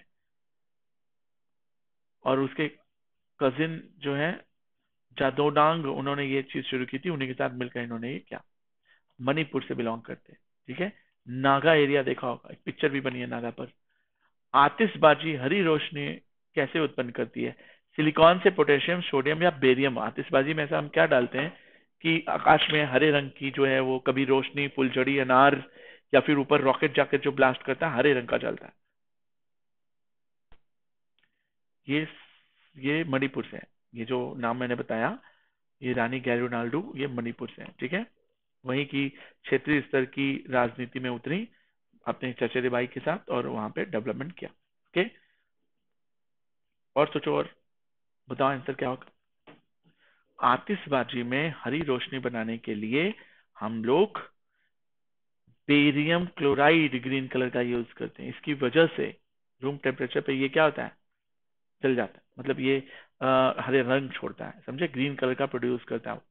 बेरियम क्लोराइड, याद रखना, क्लोराइड क्लोरोफिल से बना, क्लोरो हरा होता है, ऐसे याद रख लो। रेड कलर आतिशबाजी में जो आता है वो इसकी वजह से आता है, ऑरेंज आता है, येलो आता है। तो अलग अलग चीजें अलग अलग कलर की होती हैं, पहचाने रहो। लिस्ट याद रखना, कॉपर क्लोराइड ब्लू होता है, इसमें ब्लू नहीं दिया था तो याद रख लो। रेड, ऑरेंज, येलो, ब्लू और ग्रीन, यही तो होते हैं 5 मेन कलर। सबसे इंपॉर्टेंट चीज होती है कि आप इसका स्क्रीनशॉट खींच रहे हैं या नहीं खींच रहे। कलेक्शन ऑफ द आंसर्स है ना, ये सब चीजें समझो। किस वर्ष में पहली बार राज्य परिषद का गठन किया गया था? सबसे पहली बार राज्य परिषद जो बना है, राज्यसभा, राज्यसभा कब बनी है? देखो, आजादी होने के तुरंत बाद बनी होगी। 50, 52, 54 लग रहा, 49, सब सही लग रहा मुझे तो, क्योंकि इतना क्लोज ऑप्शन ही है।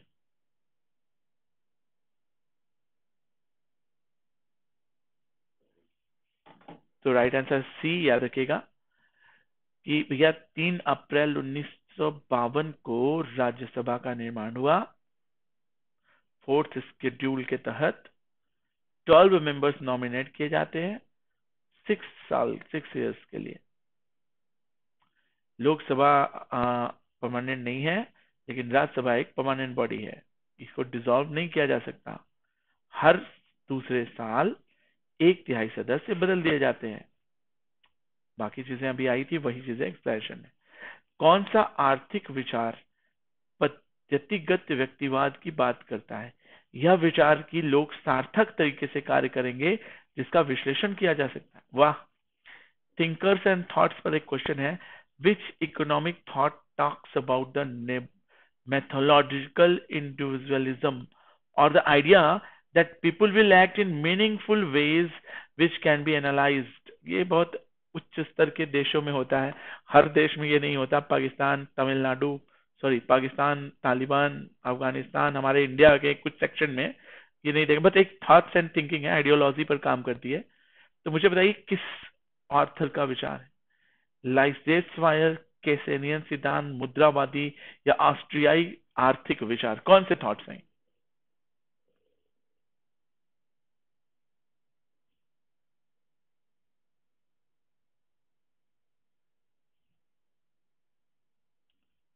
क्या नहीं समझा मैं? राना, राना, वो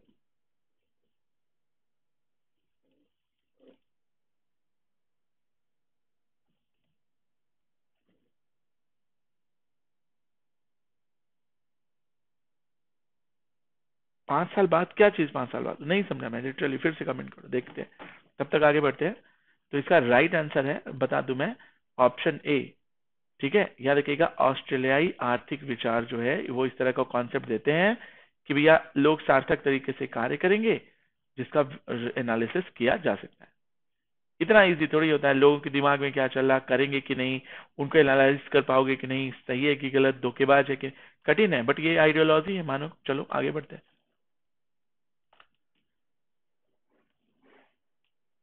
भैया, अपनी पसंदीदा वेबसाइट पर बिना विजिट किए अपडेट के लिए उसकी जांच करने का आसान तरीका क्या है? HTML है कि RSS है कि PDF है या URI? बहुत अच्छा क्वेश्चन, अभी तक का बेस्ट क्वेश्चन है, और मैं बता दूं, this question is going to be asked in the examination of latest coming exam. ठीक है, तो बताओ कि HTML से आप पसंदीदा वेबसाइट पर बिना विजिट किए अपडेट कर सकते हैं, उसकी जांच कर सकते हैं कि RSS है कि PDF है या URI है? मैं रहता तो URI या HTML पर जाता।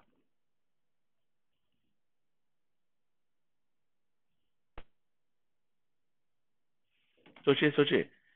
तो RSS is the right, really simple syndication is the right answer. याद रखिएगा, RSS रियली सिंपल सिंडिकेशन के थ्रू आप बिना उसकी वेबसाइट पर जाए, फेवरेट वेबसाइट पर अपडेट, और उसके without having the visit them all, उन पर जाए बिना आप जाकर, देखोगे आजकल फेसबुक पे वन टच करते ही अलाउ पूछता है और सीधे आप पहुंच जाते, तो वो RSS होता है।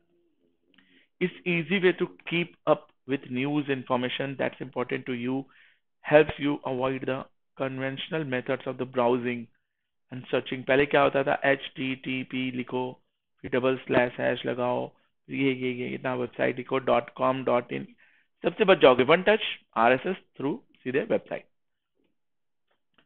किस शहर में अखिल भारतीय शतरंज संघ का मुख्यालय भी होता है? अच्छा।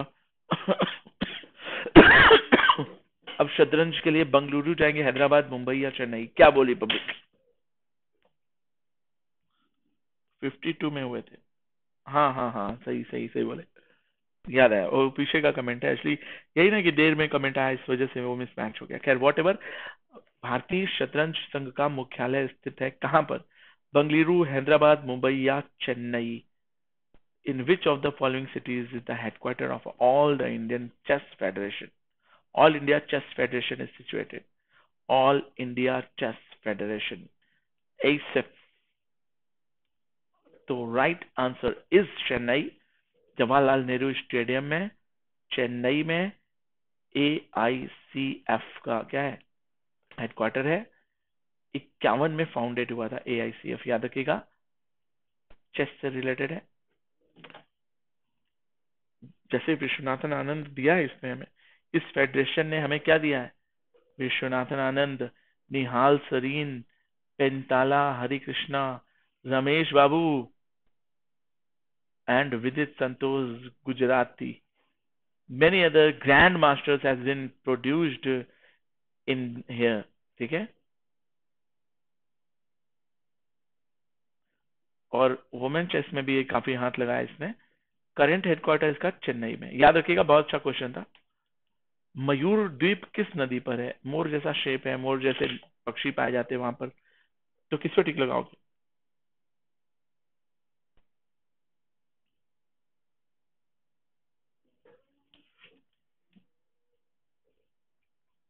मयूर द्वीप किस नदी पर स्थित है? तो बताएंगे मयूर द्वीप ब्रह्मपुत्र नदी पर है, याद रखिएगा। Peacock island is situated at the Brahmaputra river in which state? तो गुवाहाटी, असम। वैसे भी ब्रह्मपुत्र असम में ही होती है, याद रखिएगा, समझे। हिंदू गॉडेस पार्वती जो है मयूर पर आती है ना, वाइफ ऑफ शिवा एंड आनंद जॉय। ठीक है, याद रखिएगा। It is also known as Bhasmanchal. भस्म मतलब होता है डिस्ट्रॉय, चल का मतलब होता है प्लेस, भस्मांचल, याद रखेंगे। पीकॉक आइलैंड को भस्मांचल भी कहा जाता है। ओके, फीदर्स ऑफ पीकॉक के नाम से बनाया गया था, which thought resemble the peacock island. इसका स्ट्रक्चर इसका मोर के पंख जैसा है, इसीलिए इसको पीकॉक आइलैंड कहते हैं। ठीक है, और भी बहुत सारी चीजें हैं, पढ़ना डिटेल में। मैंने कहा था सेंसस के क्वेश्चन हो गए। 2011 की जनगणना के अनुसार भारत का सबसे कम घनी आबादी वाला जिला दिबांग घाटी किस राज्य में स्थित है? 21 की जनगणना के अनुसार भारत का सबसे कम घनी आबादी वाला जिला दिबांग, आपको पता है सबसे कम घनी आबादी है। अरुणाचल प्रदेश, नागालैंड, तेलंगाना, हिमाचल। दिबांग कहाँ है? दिहांग, दिबांग जहां तक मुझे आ रहा है कि अरुणाचल प्रदेश है। दिहांग असम में था, दिबांग अरुणाचल प्रदेश में होगा जहां तक मैं जानता हूं। तो let us see, option A बिल्कुल सही है, Arunachal Pradesh. Arunachal Pradesh displays the lowest population density in the country with the population of this much only, Dibang. ठीक है, दिबांग वैली अरुणाचल प्रदेश में है, दिबांग रिवर के पास, समझे। Some of the major rivers of Dibang Valley district is Ahui, इमरा, माथुन, द्री, टैंगोन। ये सारे वहीं की लैंग्वेज के बेस पर, जातियों के बेस पर है। भारतीय मूल के वेवेल राम कलावन को निम्नलिखित में से किस देश का राष्ट्रपति बनाया गया? अच्छा, हमारे देश के लोग हमारे देश में राष्ट्रपति ना बन के कहीं और देश के राष्ट्रपति बन गए, वाह। तो who is an Indian origin has been elected as the president of which of the following countries? Wavel Ramkalawan Seychelles के हैं, बहरीन, क्यूबा या म्यांमार के बनाए गए हैं? बहुत अच्छा क्वेश्चन है, बड़ी अचीवमेंट है, याद रखना। अभी तक हम बड़े लोग, भारतीय लोग सीईओ बनते थे, अब सीधे सीधे हम लोग अभी जज बने थे, प्रेसिडेंट तो अभी मैं पहली बार सुन रहा हूँ। सोचो और बताओ। तो राइट आंसर इज सेशल्स, याद रखिएगा। वेवेल सेशल एक जैसा लग रहा है। इंडियन ओरिजिन के राम कलावन सेशल्स के जो है वो बनाए गए। अगर हम बात करें तो president for the first time since 1977, तब से लेकर अभी तक में सेशल्स में कोई नहीं बना था। उन्होंने डैनी फेयोर को हराया।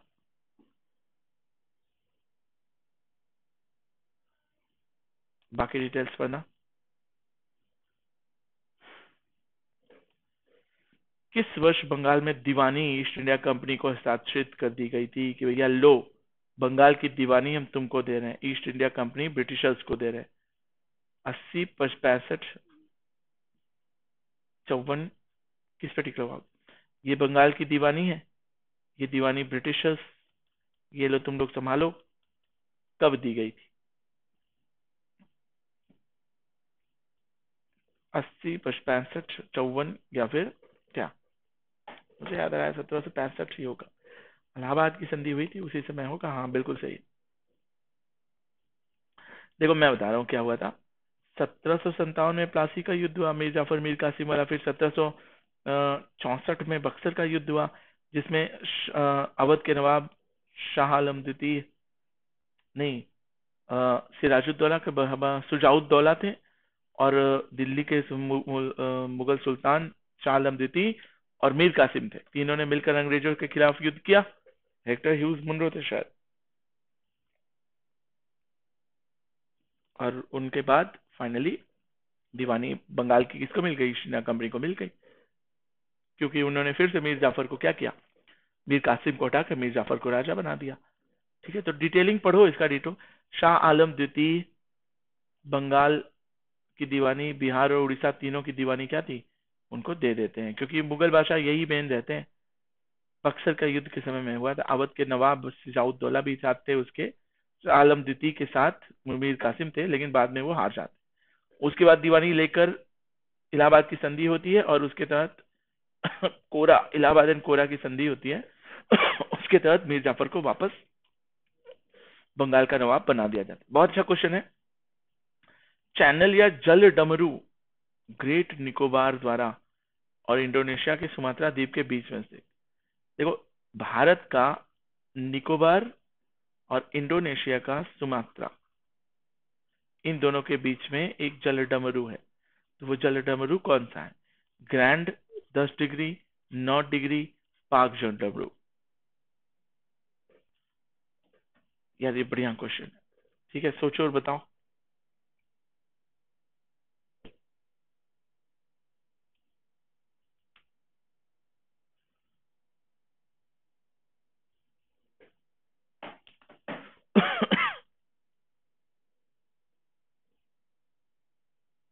तो राइट आंसर है कि जो grand channel is located in great Nicobar. याद रखेंगे, ग्रैंड चैनल जो है यही है जो ग्रेट निकोबार और इंडोनेशिया के सुमात्रा द्वीप के बीच में आता है, इसको याद रखना।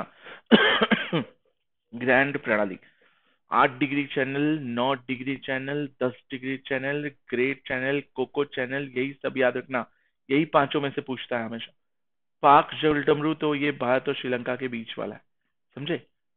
चलो खैर आगे बढ़ेंगे। क्वेश्चन क्या कह रहा है इसका एक बार डिटेल देख लो। Great channel is located in the western edge of the Malacca के पास पड़ता है, समझे। केप ऑफ गुड होप जो है वो ऑस्ट्रेलिया सॉरी अफ्रीका में पड़ता है। द गल्फ ऑफ एडन जानते ही हो, एंड द स्ट्रेट ऑफ हर्मुज, इन्हीं तीनों से मिलकर वो कॉम्बिनेशन बनाता है। बाकी डिटेलिंग ज्योग्राफी की है, ठीक है, पढ़ते रहिएगा। इसको पॉपुलरली 6 डिग्री चैनल भी कहा जाता है। बहुत अच्छा क्वेश्चन है ये, बहुत अच्छा क्वेश्चन। अभी तक हम लोग 8 डिग्री, 9 डिग्री, 10 डिग्री जानते थे, अब 6 डिग्री भी जान गए। तो यही ग्रेट चैनल को ही 6 डिग्री चैनल कहते हैं, जो सुमात्रा आइलैंड्स और ग्रेट निकोबार के बीच का जल डमरू है। जल डमरू को इस्तमस कहा जाता है, याद रखना। खैर वॉट एवर। 55वां ज्ञानपीठ पुरस्कार अमिताभ घोष को मिला, रघुवीर चौधरी को मिला, चंद्रशेखर काबरा को मिले, या अक्कीथम अच्युतन नंबूदरी पाद किसको मिला।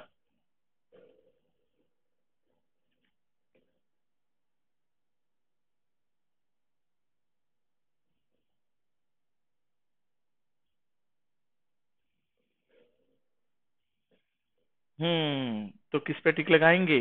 तो राइट आंसर है D, Namboodiri is the right answer. Akkitham Achyuthan Namboodiri.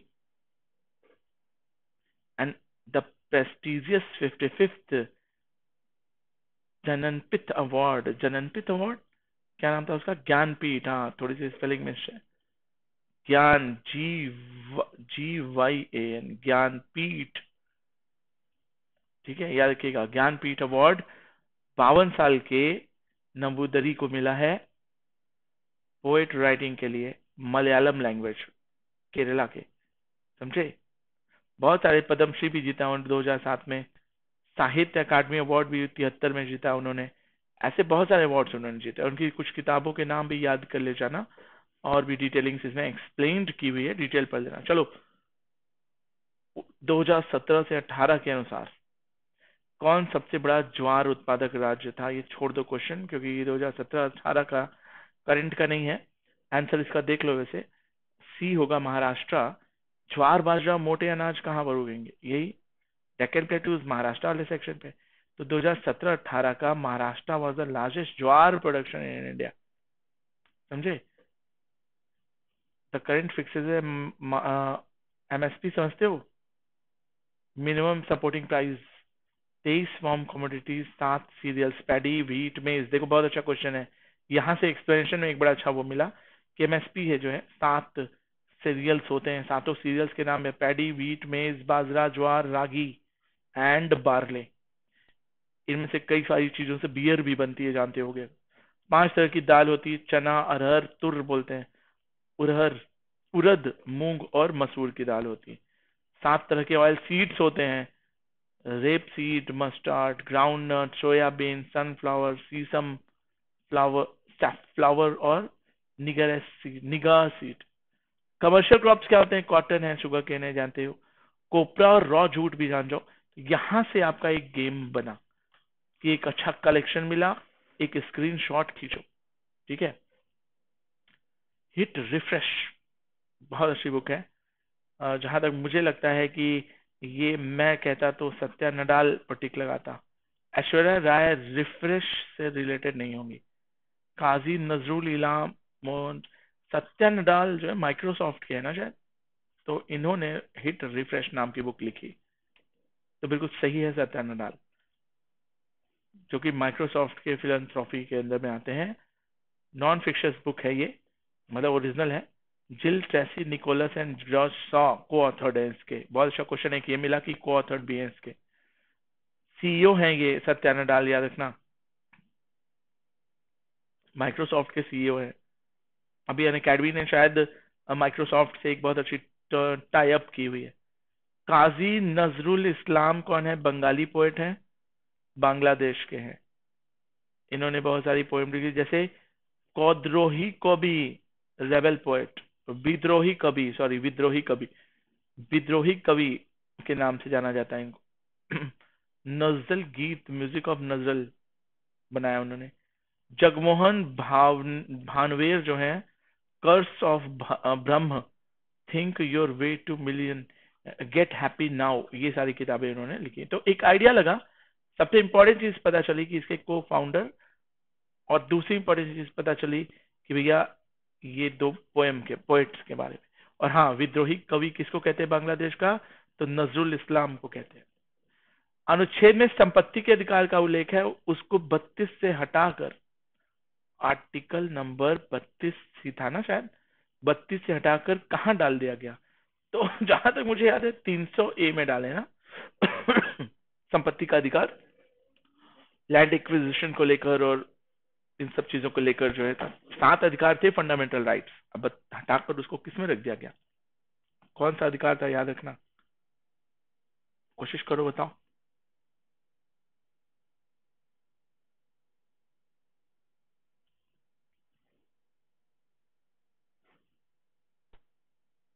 हम्म तो finally 300A is the right answer. याद रखिएगा, आर्टिकल 19 से लेके 31 तक में चीज होती है राइट टू प्रॉपर्टी। आर्टिकल 19 क्या कहता है? Right of the all citizen to acquire and hold and dispose of the property ले सकते हैं। 31 कहता है कि no person shall be deprive of his property except by the authority of law. किसी को और कोई नहीं हटा सकता, कानून चाहे तो हटा सकता है, ठीक है, बट आप उसके लिए क्लेम भी कर सकते हैं। 1978 को 44वां अमेंडमेंट हुआ, जिसमें फंडामेंटल राइट्स में एक हटा दिया गया, और उस आर्टिकल को हटाकर 300A में डाल दिए कि भाई हटाओ इसको, 300A में डालो, समझे? ये वाला राइट पढ़ लेना इसको, ठीक है। बाकी डिटेलिंग जानते ही हो। हिमालय का सबसे बाहरी पर्वत कौन सा है? देखो 50 क्वेश्चंस होने वाले हैं। हिमालय का सबसे बाहरी पर्वत कौन सा है? तो बताएंगे। देखो, trans Himalaya, greater Himalaya, middle Himalaya, Shivalik. यार अब बाहरी शिवालिक को माना है कि ट्रांस को माना है? तो जहां तक मुझे लगता है ग्रेटर मिडिल अभी तक बचपन से पढ़ते आए हैं, तो यही वाला बाहर होगा, मतलब ट्रांस हिमालय। तो राइट आंसर ट्रांस होना चाहिए था, गलत हो गया। ट्रांस हिमालय, हिमालय का देखो ऐसे थोड़ा सा समझो इसको।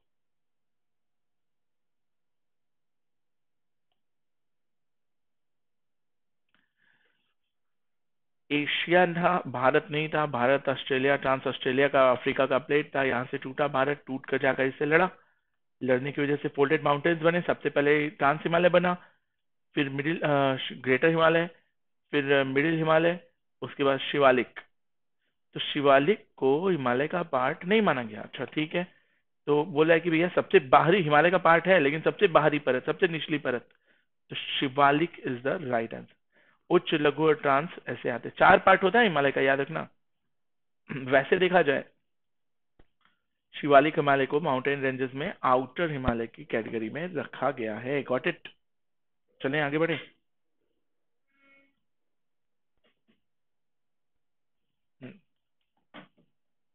इंडस रिवर से इतने किलोमीटर दूर है। बाकी डिटेलिंग देखना। निम्नलिखित में से किस राज्य ने खेलों को उद्योग का दर्जा दिया है? खेलों को उद्योग का दर्जा कि भैया ये इंडस्ट्री है, स्पोर्ट्स इंडस्ट्री है, फिल्म इंडस्ट्री है। तो असम, मिजोरम, बिहार या मणिपुर। क्यों उद्योग है? कि इसमें हम लोग एम्प्लॉयज लगाते हैं, ये दौड़ते हैं, मेहनत करते हैं, काम करते हैं, मेडल लाते हैं, कमाते हैं, हमारा ब्रांडिंग बनता है, हमें पैसे आते हैं। तो इट्स ऑल्सो एन इंडस्ट्री। सबको रोजगार मिलता है, सबको बेनिफिट्स होते हैं, आइकॉन बनता है, कंपनी का ब्रांड बनता है, ऐसे इसलिए इसका नाम। तो किस राज्य ने कहा? मैं जा रहा हूँ तो शायद बिहार। आप लोग टिक लगाइए।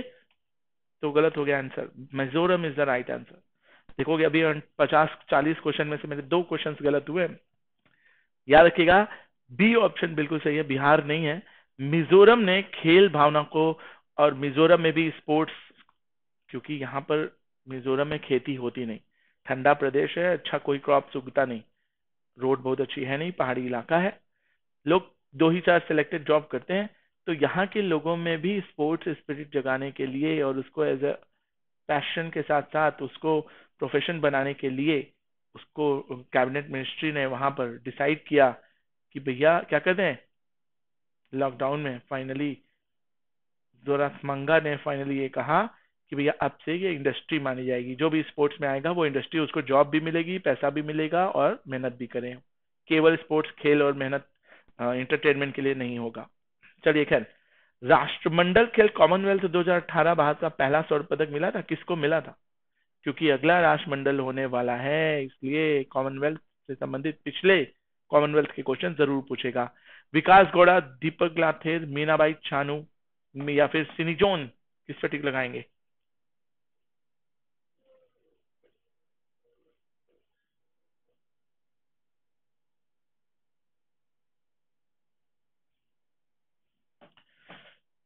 तो राइट आंसर है मीनाबाई चानू।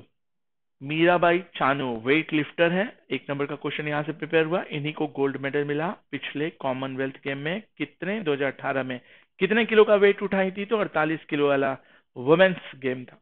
ठीक है, वैसे देखा जाए तो total medal for the Indian by lifting और total of weight 196 86 in snatch.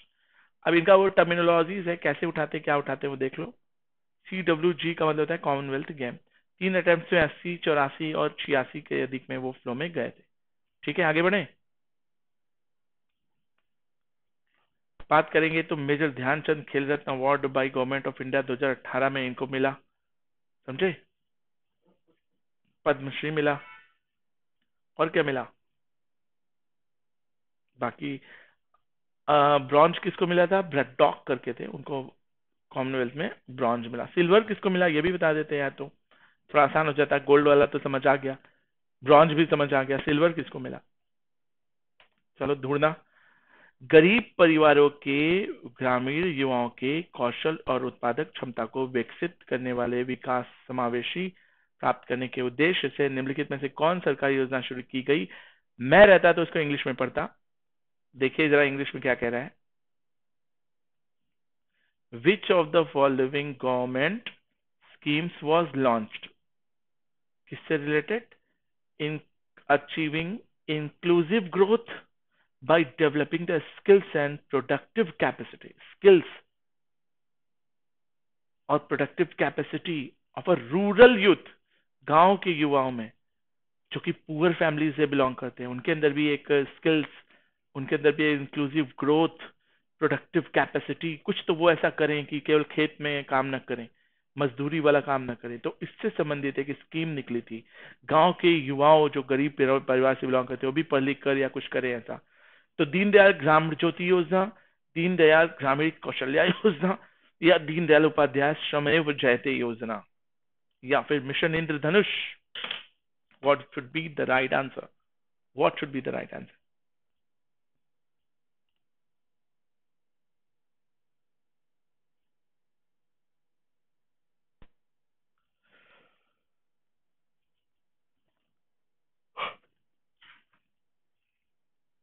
तो राइट आंसर इज बी।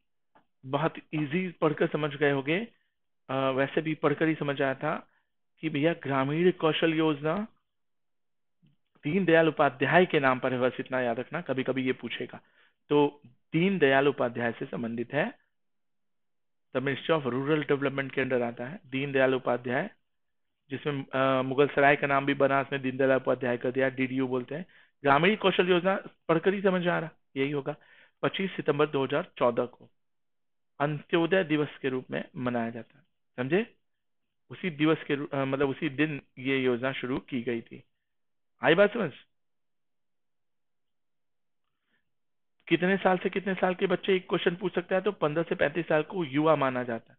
35 साल के बाद अधेड़ हो जाते हैं मेरे जैसे। जी डी DGP पहली महिला कौन? केरल की DGP महिला। केरल में, यार साउथ में पिक्चर में तो दिखाता है कि मुंबई की किरण बेदी या इस तरह से, तो केरल में पहली महिला DGP बनी। अभी तक केरल इतना पिछड़ा था। हमारे यहाँ भी तो बहुत से लोग DGP बने होंगे। खैर चलो व्हाट, जहानवी फूकन, संगीता रेड्डी, श्रीलेखा रानी रामपाल। रानी रामपाल नाम सुना लग रहा है। नहीं, रानी रामपाल कोई और नाम, कहीं और सुना है ये नाम।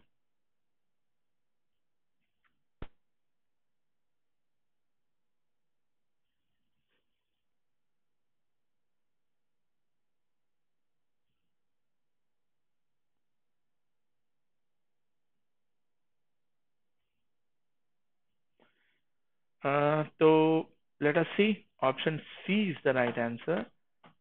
डीजीपी जो बनी है वो 1987 की बैच की श्रीलेखा है। ठीक है, याद रखिएगा। डीजीपी मतलब directors general of police, Shankar Reddy. The cabinet elevated additional DGP Shankar Reddy and Sreelekha to the post of director general of police. Promote कर दिया गया इनको। ठीक है, ये लेडी में थे, यही केवल एक पहली है केरल की। ओके, आप लोग उतना दूर नहीं जाते हैं। कुंद्रेमुख लौह अयस्क खदान कहाँ पर है? कुंद्रेमुख, उड़ीसा, कर्नाटक, बिहार, आंध्र प्रदेश। उड़ीसा लग रहा नाम, कुंद्रेमुख कुंद्रेमुख टाइप का।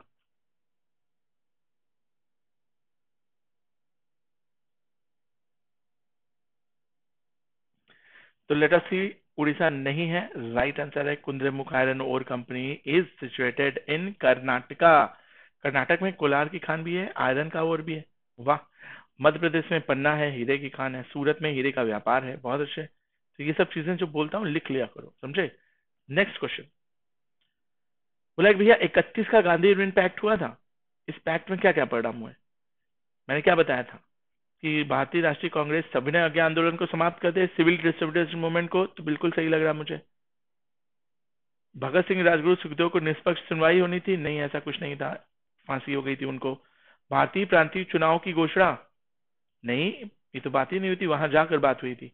भारतीय राष्ट्रीय कांग्रेस बंगाल में शांतिपूर्ण विभाजन पे सहमत हो गई, बिल्कुल नहीं। तो ये तीनों गलत है, बी सी डी। सही ऑप्शन ए है कि भैया पहले तुम सिविल डिसोबीडियंस मूवमेंट बंद करो और जाओ लंदन, राजपूताना में बैठे, गांधी जी निकल गए। तो ऑप्शन ए सही है। 5 मार्च 1931 को महात्मा गांधी और इरविन के बीच में, वायसरॉय ऑफ इंडिया थे उस समय लॉर्ड इरविन, बीच में एक समझौता हुआ। कैसे शुरू हुआ था सिविल डिसोबीडियंस मूवमेंट? मैंने बताया था, नमक सत्याग्रह। सिंबॉलिक रूप में गांधी जी ने दांडी मार्च 12 मार्च 1930 को 72 अनुयायियों के साथ मिलकर वेब मिलर की अखबारी अध्यक्षता में उन्होंने क्या किया, 1930 में सिविल डिसोबीडियंस मूवमेंट शुरू किया। फिर एक मीटिंग हुई। ठीक है, और उस समय कांग्रेस के जो वो प्रेसिडेंट थे वो सरदार वल्लभ भाई पटेल थे। कभी कभी क्वेश्चन पूछता है। ठीक है, आगे बढ़े। सेकेंड राउंड टेबल मीटिंग ही ऐसी थी जिसमें इंडियन नेशनल कांग्रेस ने भाग लिया। नैनार विष्णु जी के भक्तों को कहा जाता है, और नैनार शिव जी के भक्तों को कहा जाता है, अलवार विष्णु जी के भक्तों को कहा जाता है। बोला भैया नैनार कौन नहीं था? सुरारन नैनार थे कि नैनार नहीं थे? अंदल, अपर, सबमंदर। तो चलिए मैं और इजी कर देता हूँ, बहुत कठिन क्वेश्चन है थोड़ा ये, मतलब ये नाम रखने वाली बात करें तो option B is the right answer. ये नैनार नहीं थे। कौन?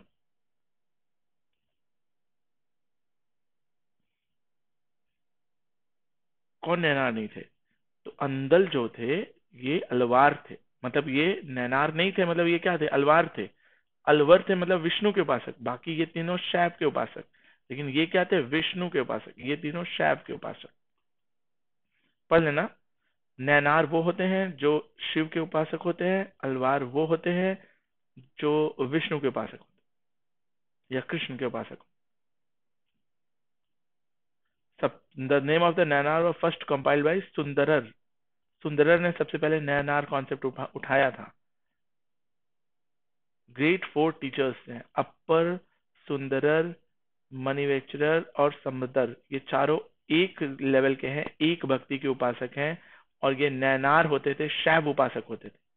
लेकिन इनमें से जो एक नाम आया अंदर, ठीक है, ये क्या है, ये विष्णु के उपासक, ये शैव के उपासक, ये तीनों जैसे नहीं थे। Got it. तीन और क्वेश्चन बचे।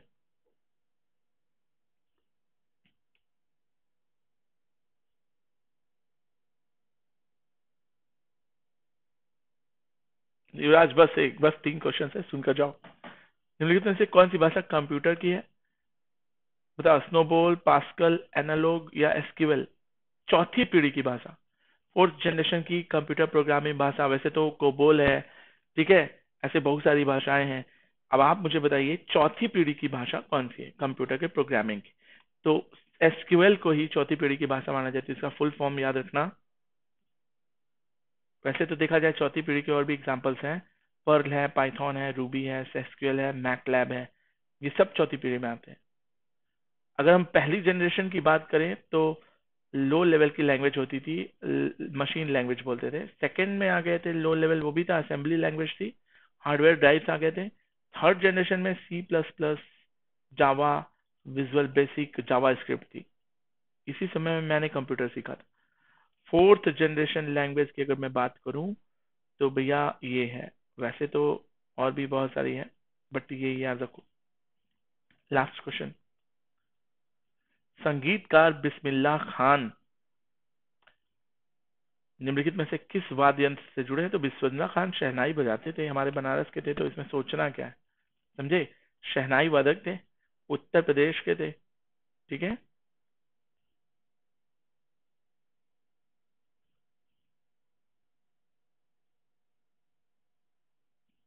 अपने अंकल, मैटरनल अंकल अली बख्श को सिखाने गए थे, वियातुल खान को, समझे? काशीनाथ टेम्पल में उन्होंने कई बार परफॉर्मेंस की हुई है। इलाहाबाद संगीत सम्मेलन में भी गए। 16 वर्ष की उम्र में उनको क्या मिल गया? अरेंज मैरिज हो गई। एंड फाइनली 2006 में वो कार्डियक अरेस्ट से मर गए थे। आज भी इनकी मिसाल दी जाती है। इनके बच्चे, पैसा तो नहीं कमाया इन्होंने, लेकिन जो जो कमा लिया पूछे मत। खैर, राज्यसभा के कामकाज से संबंधित निम्नलिखित में से कौन सा कथन सही है? राज्यसभा भंग होने का अधीन नहीं है, सही तो है। राष्ट्रपति सहमत होने के बाद राज्यसभा भंग हो जाए, बिल्कुल नहीं होती। राज्यसभा हर दूसरे साल बिल्कुल नहीं होती। लोकसभा के विघटन बाद राज्यसभा भंग होती ही नहीं, तो तीनों गलत है। पहला ऑप्शन सही होगा। Is that clear? Everybody got it?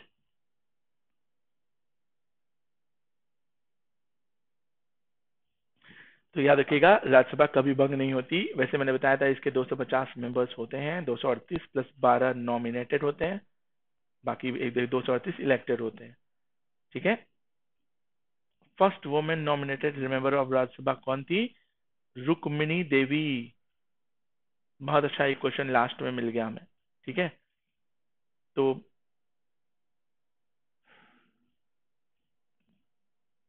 चलो आगे बढ़ते हैं।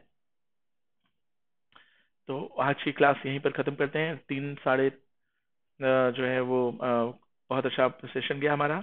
ये हमारा जो है टेलीग्राम चैनल है, आप चाहें तो कर्सर के ठीक नीचे वी शेप का बना हुआ डिस्क्रिप्शन, उसमें भी हमारा टेलीग्राम चैनल, मेरे प्लस क्लासेस की लिंक जिसमें मैं इंग्लिश की क्लासेस ले रहा हूँ, मेरी स्पेशल क्लासेस की लिंक, मेरी कुछ एसएसबी के क्लासेस की लिंक और पीडीएफ, सब कुछ अवेलेबल है। मेरा स्पेशल कोड है कि आप उस कोड को लगाकर डिस्क्रिप्शन पे क्या कर सकते हो, कुछ डिस्काउंट पा सकते हो, ठीक है। ये आइकॉनिक सब्सक्रिप्शन लीजिए, प्लस के बजाय थोड़ा पैसा लगाइए, सीरियस होइए लाइफ में, अपना परफॉर्मेंस अच्छा करिए, पर्सनल गाइडलाइन और एक्सपर्ट की गाइडलाइन के साथ अपना एक स्टडी प्लानर बनाइए जिसको हम बाइकली रिव्यू करेंगे, बाई वीकली रिव्यू। ये सब आइकॉनिक में मिलता है आपको। टेस्ट एनालिसिस, आपने किस सेक्शन में, history, civic, geography, polity, science weak है, मैथ्स वीक है, इंग्लिश वीक है, क्या वीक है, टेस्ट से पता चलेगा। पहले टेस्ट लेंगे, फिर आपके सेक्शंस पता करेंगे क्या वीक है, फिर उसको सही करेंगे, ठीक है। और अच्छा स्टडी मटेरियल देंगे, हाई लेवल, एलीट लेवल का स्टडी मटेरियल, ठीक है। अगर आप सब्सक्रिप्शन लेना चाहते हैं तो 12 महीने का सब्सक्रिप्शन लीजिए, ठीक है। 12 महीने का सब्सक्रिप्शन